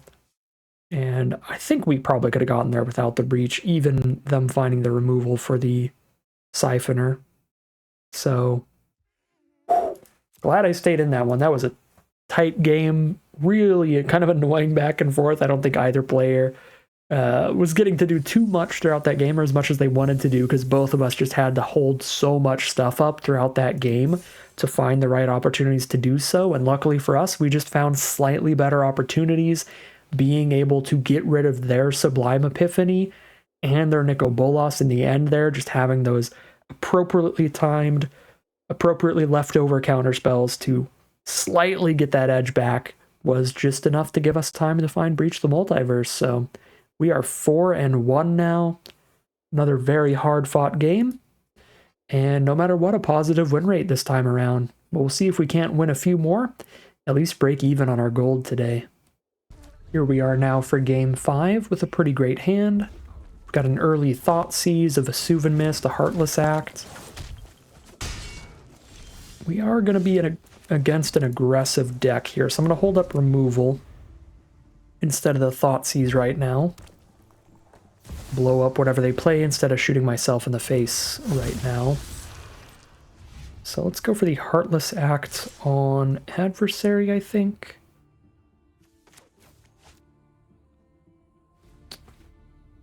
Although Edict is just going to get kind of worse the longer the game goes on.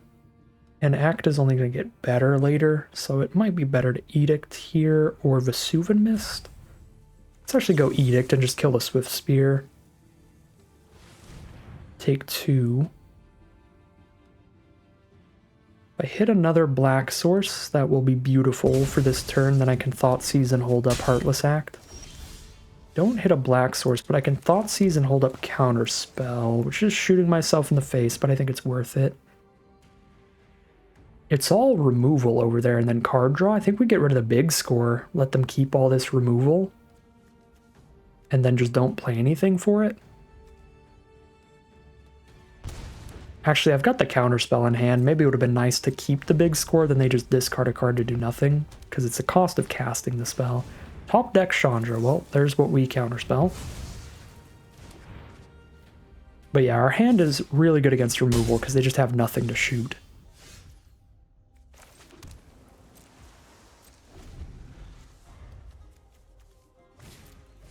Young Pyromancer. It's a good draw. We dismiss that. And draw a card. Find a Breach the Multiverse. If we make it to 7 mana, we will be winning this game.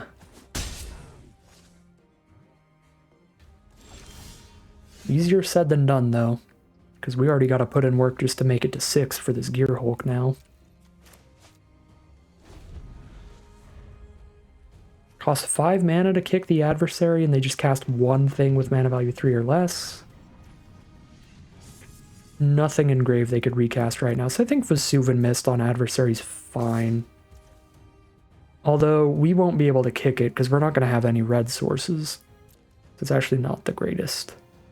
We won't have the enter the battlefield effect at all. Maybe I do Heartless Act. It's... yeah, not in love with this. But I gotta stop taking the damage here. And I still have Gear Hulk for the next threat, and if it's something with haste, we can Vesuvan Mist that. Slow it down long enough to get to Gear Hulk if I could find some lands. Stuck on 4 mana for a while here. Rekindling Phoenix is not good, but I can Vesuvan Mist it and cast my own, which is solid. And we just keep trading Phoenixes, and they both just keep coming back, which is hilarious. Yeah, nothing else to do, we recast the Phoenix. Now we're only 1 land away from Epiphany and Gear Hulk, but I do need another black source specifically for the Gear Hulk. Well, they could have Braid our Phoenix, but they have to spend 2 removal spells to actually kill it. Cool, we find the black source. So now I can hold up Epiphany, because Gear Hulk doesn't actually kill their Rekindling Phoenix. So I think I just hold up Epiphany, and then when they cast Nahiri's Warcrafting or whatever, we counter it and make another Rekindling Phoenix. But then they can Braid in response to kill our initial Phoenix. Yeah. And they're going to find some good ways to get around this. But we still have to do it. Stop as much as we can.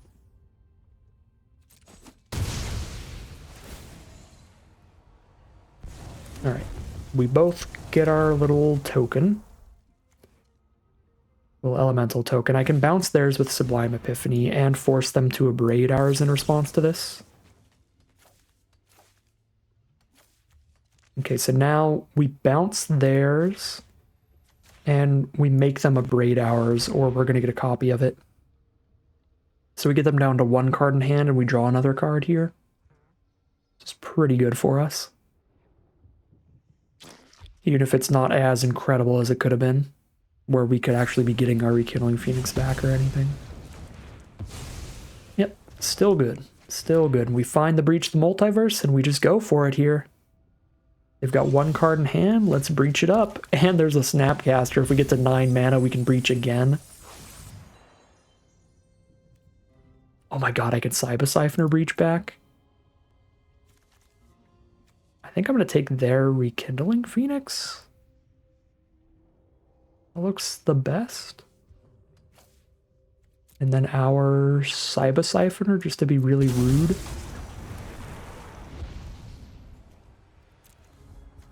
Actually pick up Sublime Epiphany though, because Sublime Epiphany Sibosiphoner is like also unstoppable.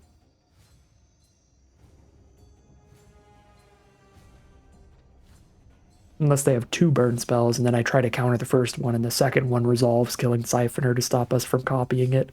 But it's still good, especially with a Snapcaster in hand. Alright.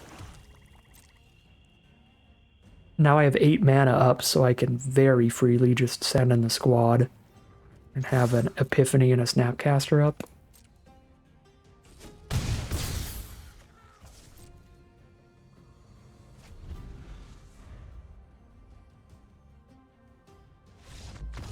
And there's the concession. We are now 4-1? No, we're 5-1 now. We're breaking even. Getting 4,000 gold back out of the event, and we've got some extra rare rewards just for the gravy on the mashed potatoes. Get all of our gold back and at least 2 rares and 1 uncommon from a non-standard format. Sweet, sweet stuff out of this draft, but we'll see if we can't keep getting a couple more wins, maybe even get a 7-win run here as we head into round number 7. Well, this might be my greediest keep so far, but I like Ledger Shredder into Dismiss on 4. We really got to find a swamp, but I'm into the 2 cards that we can definitely cast, and if we find a swamp, the hand is excellent. And never punished, always rewarded. We find that swamp immediately. Oh, they've got a really cool pet. like a bat dangling off a little candelabra chandelier thing. Super sweet. It's just like dripping blood. Very cool bat.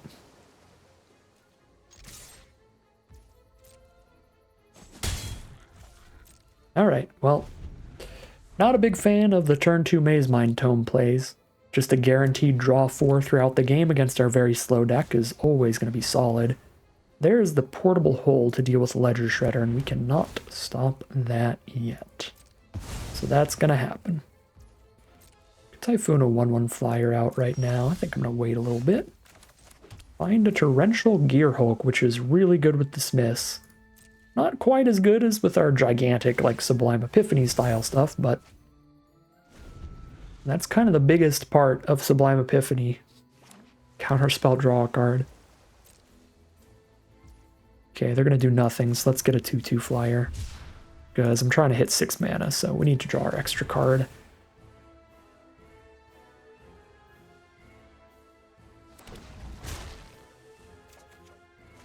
There's a Sublime Epiphany to go with the Gearhulk. Oh god, no, and a 7-drop? These are not the lands I'm looking for. Arena's pulling an Obi-Wan on me, and I don't appreciate it.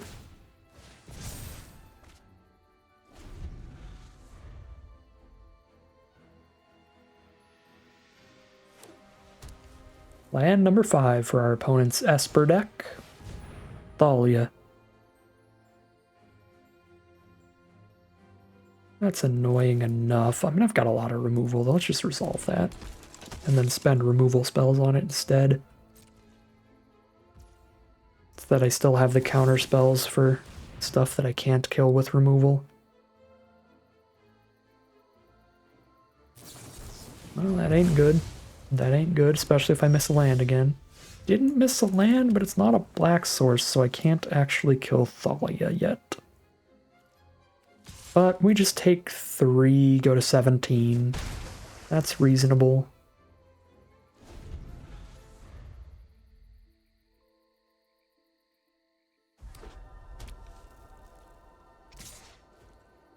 Alright, Thalia's going to hit us. We're down to 17, and they're just going to pass. Well, there's the 6th mana. We're on Sublime Epiphany time now.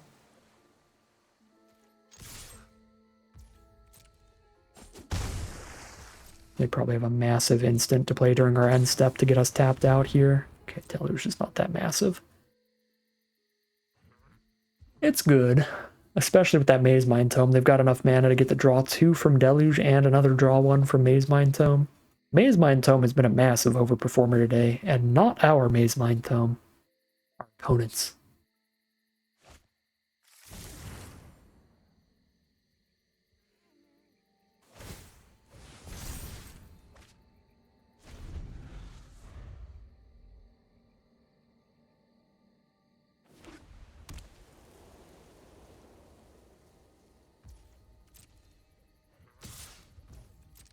Down to 14.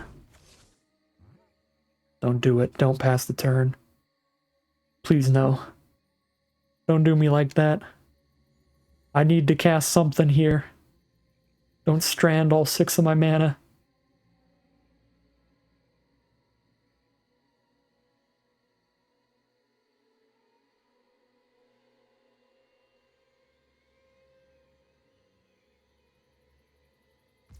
Oh, we got. We got. Well, here's Gearhulk. Do something about it. We get them to spend a counter here. They will not have a counter left for Breach, potentially. Do have to hit the swamp for Breach, though. If they don't have a counter here, this is way better than not spending our mana. So we just blow up Thalia, and then we have the Gearhulk on board for Sublime Epiphany. Copies. Like, this is big enough to definitely prompt them to do something while not actually being the biggest thing that we could be doing in the future. It's their own Epiphany. That's tremendously rude, but they're tapped out. Swamp? Oh, disgusting. That's... egregiously bad, actually, to hit a 6th blue source before a 2nd black, because not only do we not breach, but we don't Blood Chief's Thirst either. Alright, Arena hates us today. It is what it is.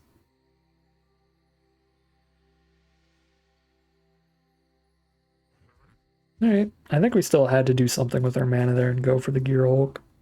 We got the Epiphany out of their hand. We got them completely tapped out here to do whatever if we find the black source for breach, but did not find it.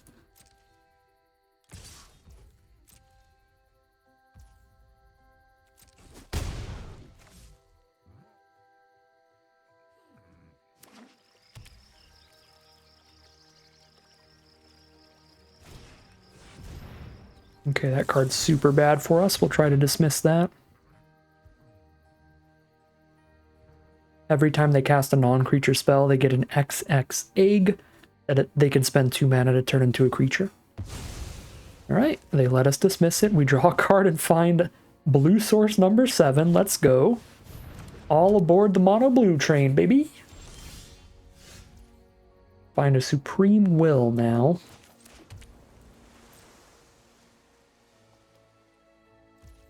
Supreme Will, we're going to have to use his card draw, because there's no way that's going to counter much, now that they have a Worn Power Stone on board as well. They have 10 mana.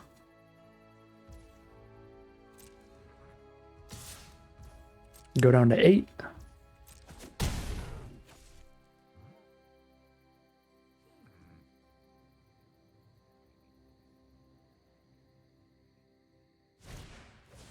Guardian Idol, sure.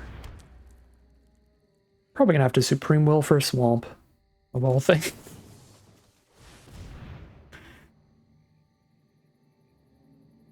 Come on, Supreme Will. Where are you at, Black Sources? Where are you at? When will you learn? Let's grab Vesuvian Mist, I guess, and bounce Thalia, and that might get them to do something.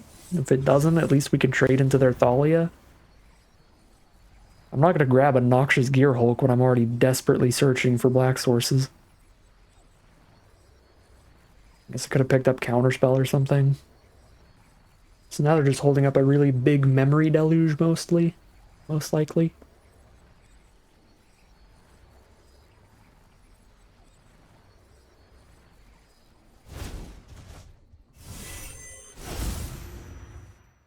After a very long amount of thinking, they let it resolve, so I have to consider that they likely have a counterspell in hand. Luckily, Arena's just not going to make me choose whether or not I should try to slam down Breach, because it's just not going to give me the swamp for it, regardless. So that'll keep things simple. We just cast Thalia then.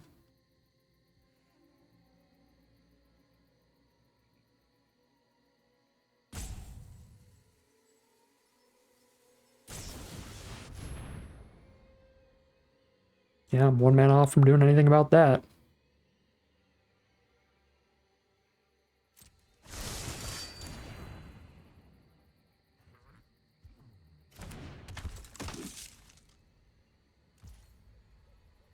I guess I can thirst away a 2/2, but I've got a first striker to try to trade in. The Mazemind Tome has been fully popped. They will get their gain 4.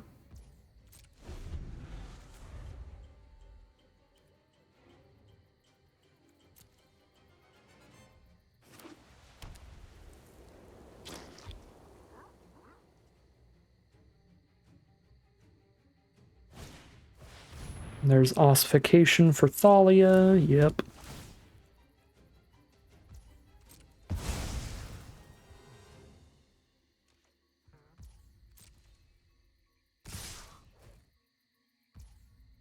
Hit us with a 2/2.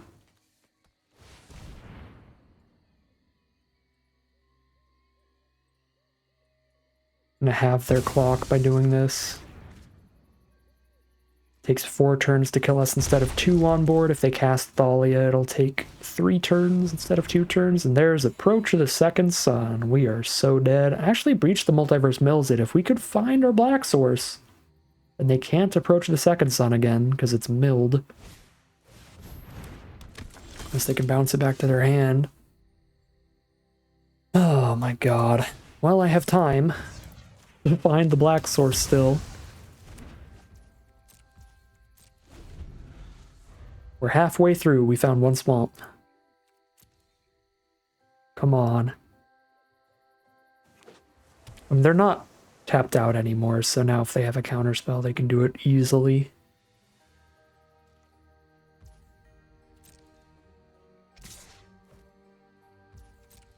Please cast something so I can draw a card. Or I could just cast the most embarrassing Sublime Epiphany of all time and just cast it to draw a card. Okay, there we go. We could exclude that. I guess I could Epiphany bounce, get my Ledger Shredder back. Okay, recast Deluge. Alright, come on, casino bosses. Come on, sweet lords of RNGesus, find me that black source.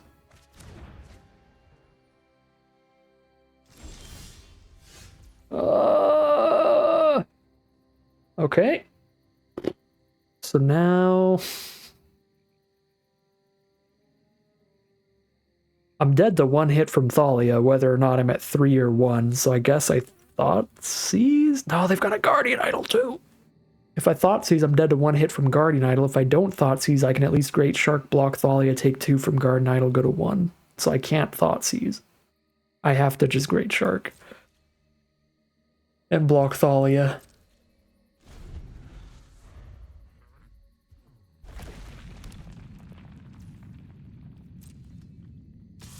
No, activated the Guardian Idol. Alright, let's see if they have the counter. Oh, it hits the board tapped. Oh my god. Oh no.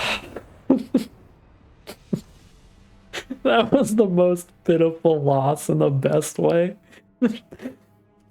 It just thuds onto the board just like a limp noodle. Just there's the Great Shark.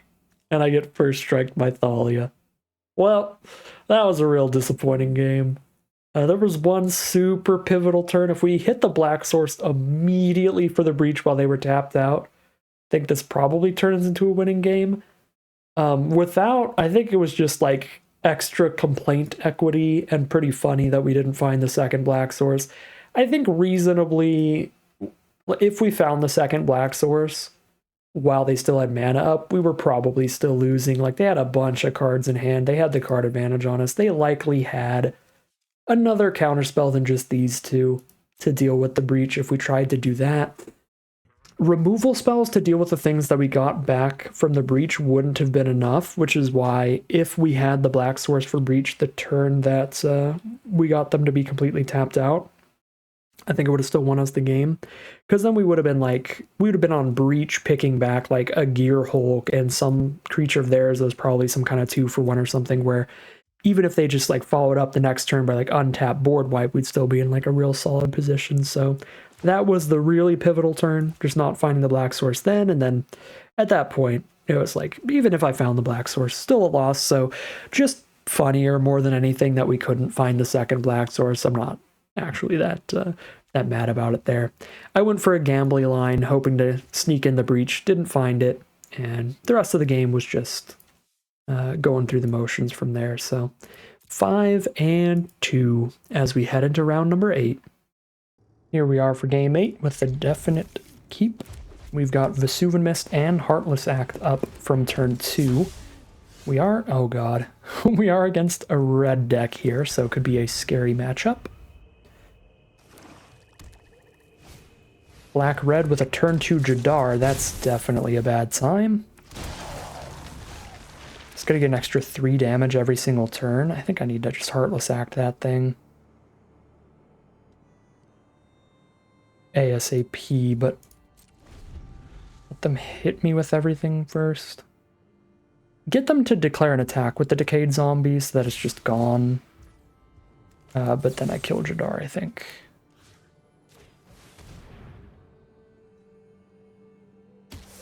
So now the Decayed Zombie's gone and they won't get a replacement. We take 3.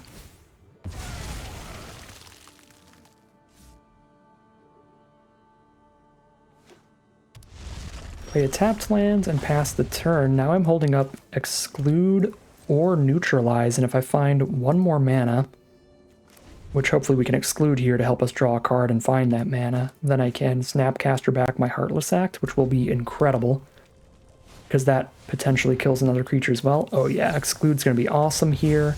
Counter the Hell Rider, draw a card, find land number 4, absolutely perfect.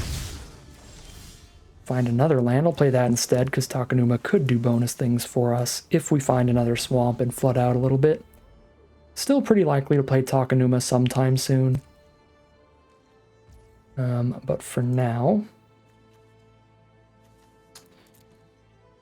we'll hold it. So they just pass casting nothing. I guess I Memory Deluge then? Yeah.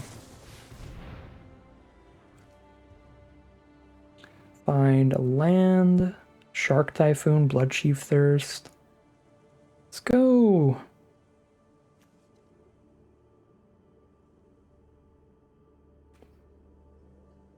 Let's actually go Island Bloodchief's Thirst.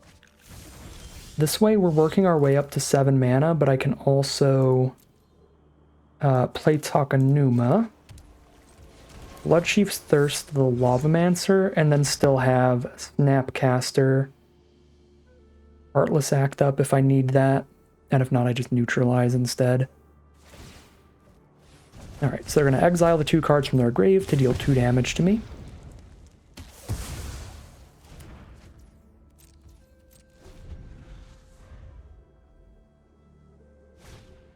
Judith the Scourge Diva. Whenever a non-token creature control dies, that includes Judith, so I'll counter that. And then we'll be on Snapcaster Exclude later. Find a Sublime Epiphany. They pass turn. There's land 7. Just go for it here. Shouldn't be able to kill me if I just tap out for a breach. Especially if I pick up a Gear Hulk. I don't know what I'm recasting off a Gear Hulk. Create a treasure. Seek a card with greater or less mana value than whatever you discard. That's pretty spicy. I think I'll take Crucius. And what else? What instance do I have in there? Do I have any card draw? I've got a Supreme Will, so yeah, we'll do Gear Hulk. And then I have a Gear Hulk for Sublime Epiphany if they don't kill it. I've got a Memory Deluge as well. That actually doesn't work if I do that, because 0 is the mana spent, so I draw 0 off of it. So we need to Supreme Will instead. Okay. On a low enough life total, I'd rather have Edict than Grasp.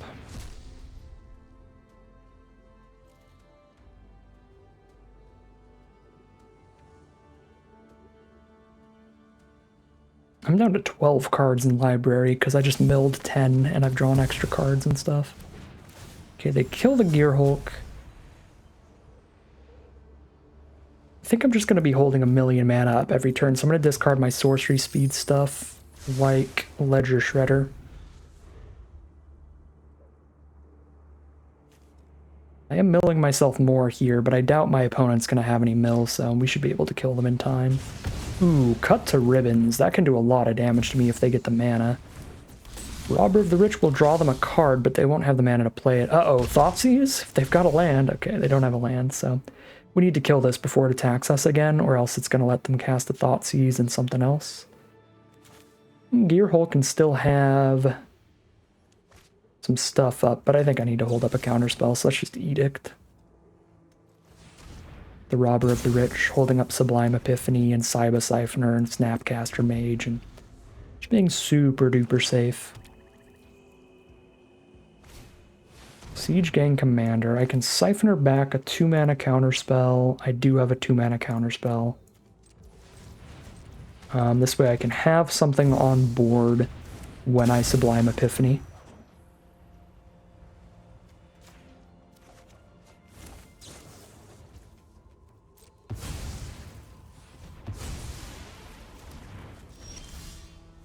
Cool, so now when I Sublime Epiphany, I can copy a Cyber Siphoner and put Sublime Epiphany back in my hand and loop that forever. Yawgmoth, here's the Sublime Epiphany counter. Get a copy, draw a card. Copy that, draw a card. Pick up Sublime Epiphany. And there's the concession. They see the loop. They see that the game is super over, and we are now going to be 6-2, meaning we're going to have as high stakes a final battle as possible today. Because win or lose, we're only getting one more game of Magic in today, and it's going to be the difference between a 7-win run or 6-3, super close to greatness, but not quite there. See how it all plays out, but no matter what, we are very much in the money today. Pretty sweet stuff. And here we are for the final boss. We've got Lonely End for early interaction and a Snapcaster Mage to recast it. We're going to have to cycle this Shark Typhoon pretty much guaranteed because we're trying to get to 7 mana for Breach the Multiverse. So let's see how this all pans out for us. We are on the play, so Lonely End's actually a little worse on the play than on the draw, so that's actually slightly sad. Won't be gaining us any life, but it's still a great cheap removal spell, and it's going to be another blue matchup, so this will be interesting. We're hitting all of our lands right now, so I'm very happy with our draws. Very, very happy with our draws. There's an Aether Channeler to start things off for our opponents. We obviously can't counter that right now, so that's going to hit the board, draw our opponent a card. Fair enough. Could Lonely End that, or just draw my Shark Typhoon card. I think it's reasonable to just get a card off the Shark Typhoon, and I've got a 1-1 to trade into the 2-1. We find an Infernal Grasp and another blue source. I am looking for black sources, so that's not perfect. I'm okay with taking a little bit of Aether Channeler damage here, because I'll have a Nightclub Bouncer out soon enough. That's going to be 3 toughness. That'll keep that off of me. There's a Mind Stone, and they're going to pass from there. If that's the case, we might just... yeah, let's just Lonely End the thing then.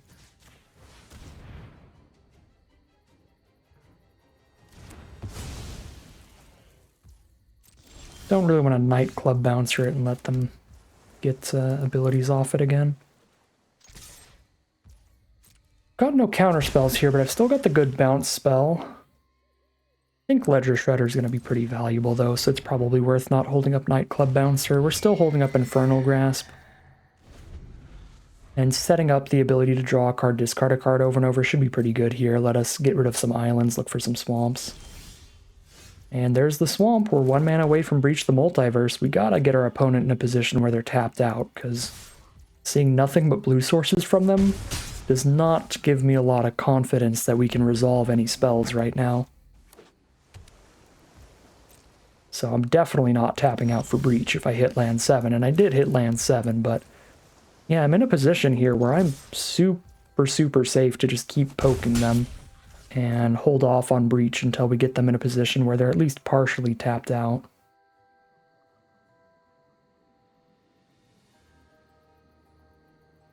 Really important to try to get that to resolve if we can. I suppose if we get enough lands, we could just go for it, because then I can try to Snapcaster it again later. Sublime Epiphany. I can't stop that from happening. Luckily, this is one of the weakest Sublime Epiphanies possible. This must mean they have Torrential Gearhulk or something to do it again, because it's just going to be kill my 1-1 draw card. But yeah, I can't get that to not happen, so it happens. On the one hand, happy to see a Sublime Epiphany only doing that. On the other hand, I'm unhappy because that means they must have like Torrential Gearhulk or something. And I have not drawn any of my counterspells this game, so I'm not going to be able to stop those shenanigans. Well, that's tapped out of Torrential Gearhulk nonsense. Alright. They'll bounce my Ledger Shredder, scry 1, draw a card. We'll slam down a Nightclub Bouncer, try to kill their 4-4, and maybe get them to spend their counterspell, saving their 4-4 here from a Nightclub Bouncer. And then we breach the multiverse and win. Yeah, beautiful. All right, I think we're good. I think we've done it. And I don't even think I need to grasp the 4/4. So here's Breach. Yeah, we find our Torrential Gearhulk, which probably finds a removal spell big enough to kill the 4/4. We could even take their Bouncer and kill it. Sure. Let's take their Bouncer and our... Ooh, I could take a Noxious Gearhulk, though, instead. I could take a Cyber Siphoner from our grave. Yeah, no. Well, they're not going to be tapped out next turn.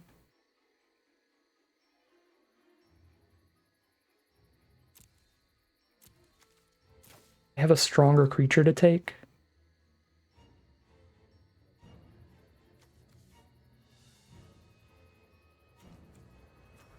I think Spell Thief would hit the board after Breach the Multiverse is off the stack, so I don't think I can get a copy of Breach with Spell Thief.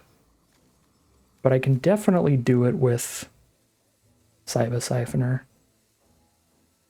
Alright, this might be wrong, but I'm going to do the Cyber Siphoner thing.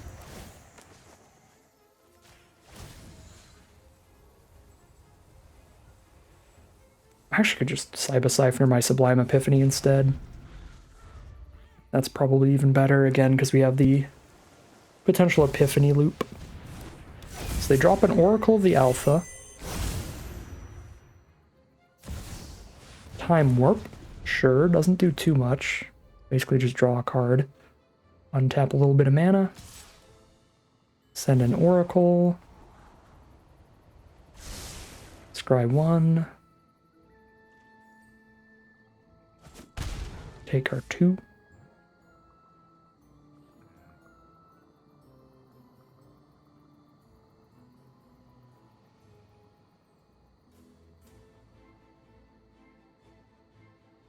And I'm glad I didn't pick up Breach, because even if I could get Breach the Multiverse to resolve, we would definitely mill out before our opponents since they're shuffling extra cards into their deck. Alright, so they're going to Frost Titan down a Swamp. They've only got 2 mana up to try to stop a Sublime Epiphany. I still have Snapcaster for Breach if I really get in that position where I need to do that.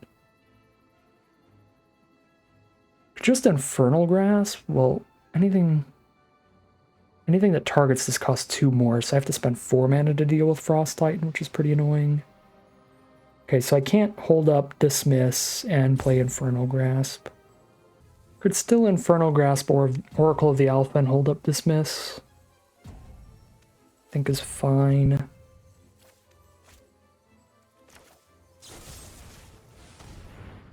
Now we're just worried about a Frost Titan. Which is a big deal. I can get some chumps in for it, and if I draw enough lands, then I can start doing the infinite Sublime Epiphany chumps with Cyber Siphoner. That certainly resolves. Send in a Frost Titan, tap down a land. You know, the really annoying part about this is there's no way for them to know that I have specifically a 4 mana counterspell right now. It'll be super tilting if they cast something really good here, because the majority of counterspells are 3 mana in this cube. That's pretty good here. Got well more than enough cards in their grave for it. Alright, that's rough. Guardian Idol doesn't really matter. Cool. Find a Thoughtseize, see exactly what's going on in their hand, and we know if we can just do Epiphany loops.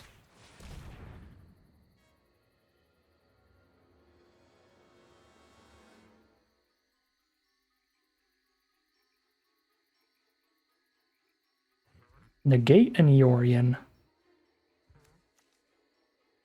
So I just get rid of Negate and hold up Epiphany for Yorion.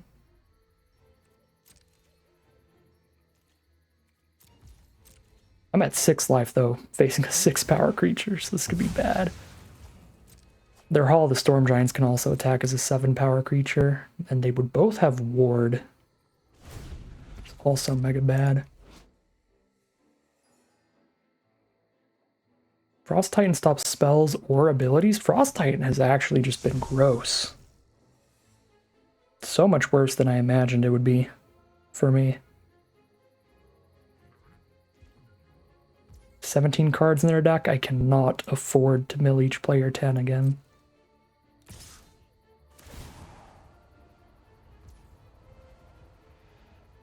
God, this thing just poking my land. I'll still have Dismiss up. But oh my god, this thing. I probably should have bit the bullet and just killed this thing already by now. With something. Could still Snapcaster Mage back Infernal Grasp and kill it. Then they resolve a Yorion. Can deal with the resolved Yorion better than this resolved Titan, though. This thing has been so bad for me.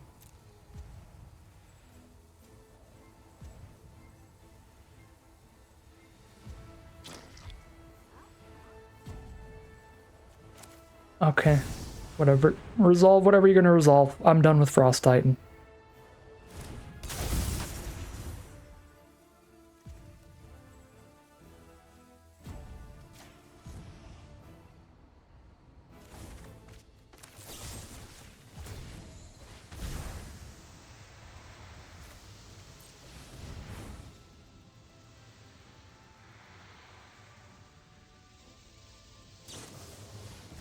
Oh, no shots. Just bounce it and replay it while I'm tapped out. Good grief. Like, it's not even like that I'm just dead to this right now. It's just so annoying. Makes things so much harder. No way. No. They hit Time Walk. I guess I am dead to it. Oh my god. Seems good. They hit the Time Walk off the Oracle. What a way to die. Jesus Christ. Alright. Well, we should have killed that Frost Titan earlier. That was bad. But the odds of finding that Time Walk there, that's super nasty. Alright. Well, got crushed a bit by a Frost Titan that we could have killed earlier. Should have bit the bullet and Snapcaster killed that earlier and then been on Sublime Epiphany locks, because that thing being able to lock down lands over and over was super frustrating and kept us off from actually getting Epiphany things going. So had we just killed that a couple turns ago, I guess they would have just had the mist earlier too, but then, I mean, we don't know when they drew the mist, and also that would have like changed the course of the game pretty dramatically, so who knows what would have happened, because they would have still been able to like recast it later. But then I might have the counterspell up at the right time. I don't know. Definitely should have went for the kill on the Frost Titan earlier, but also our opponent just finding the Time Walk like 2 turns after playing the Oracle is pretty gross. So, is what it is. Got real close to the 7 win, but not quite there. Died to a Frost Titan that we surely underestimated in the end.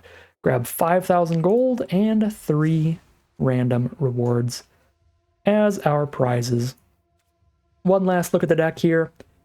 Really, really happy with how I drafted once again.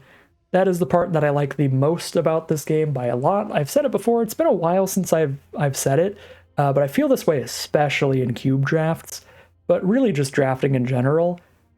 My favorite card, or my favorite part of Magic the Gathering in general, is drafting. It's the deck building process. It's figuring out what's open, what's the best way to build your deck. It's the drafting process specifically.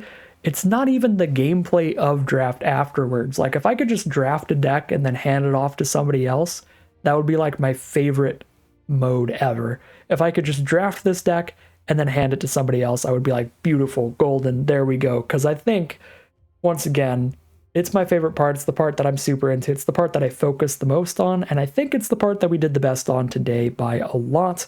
I think this deck was super capable of a 7-win run, even in the matches that we played today. We just had some inopportune misplays, leading to a couple losses in there, dragging us down from a 7-win run to a 6-3. But I am pretty dang happy with how I drafted this deck, how I built this deck.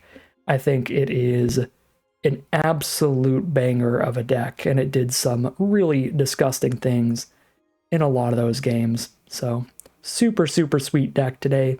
Even if it doesn't quite make it to the 7-win run, I think that was just due to some user error in some gameplay.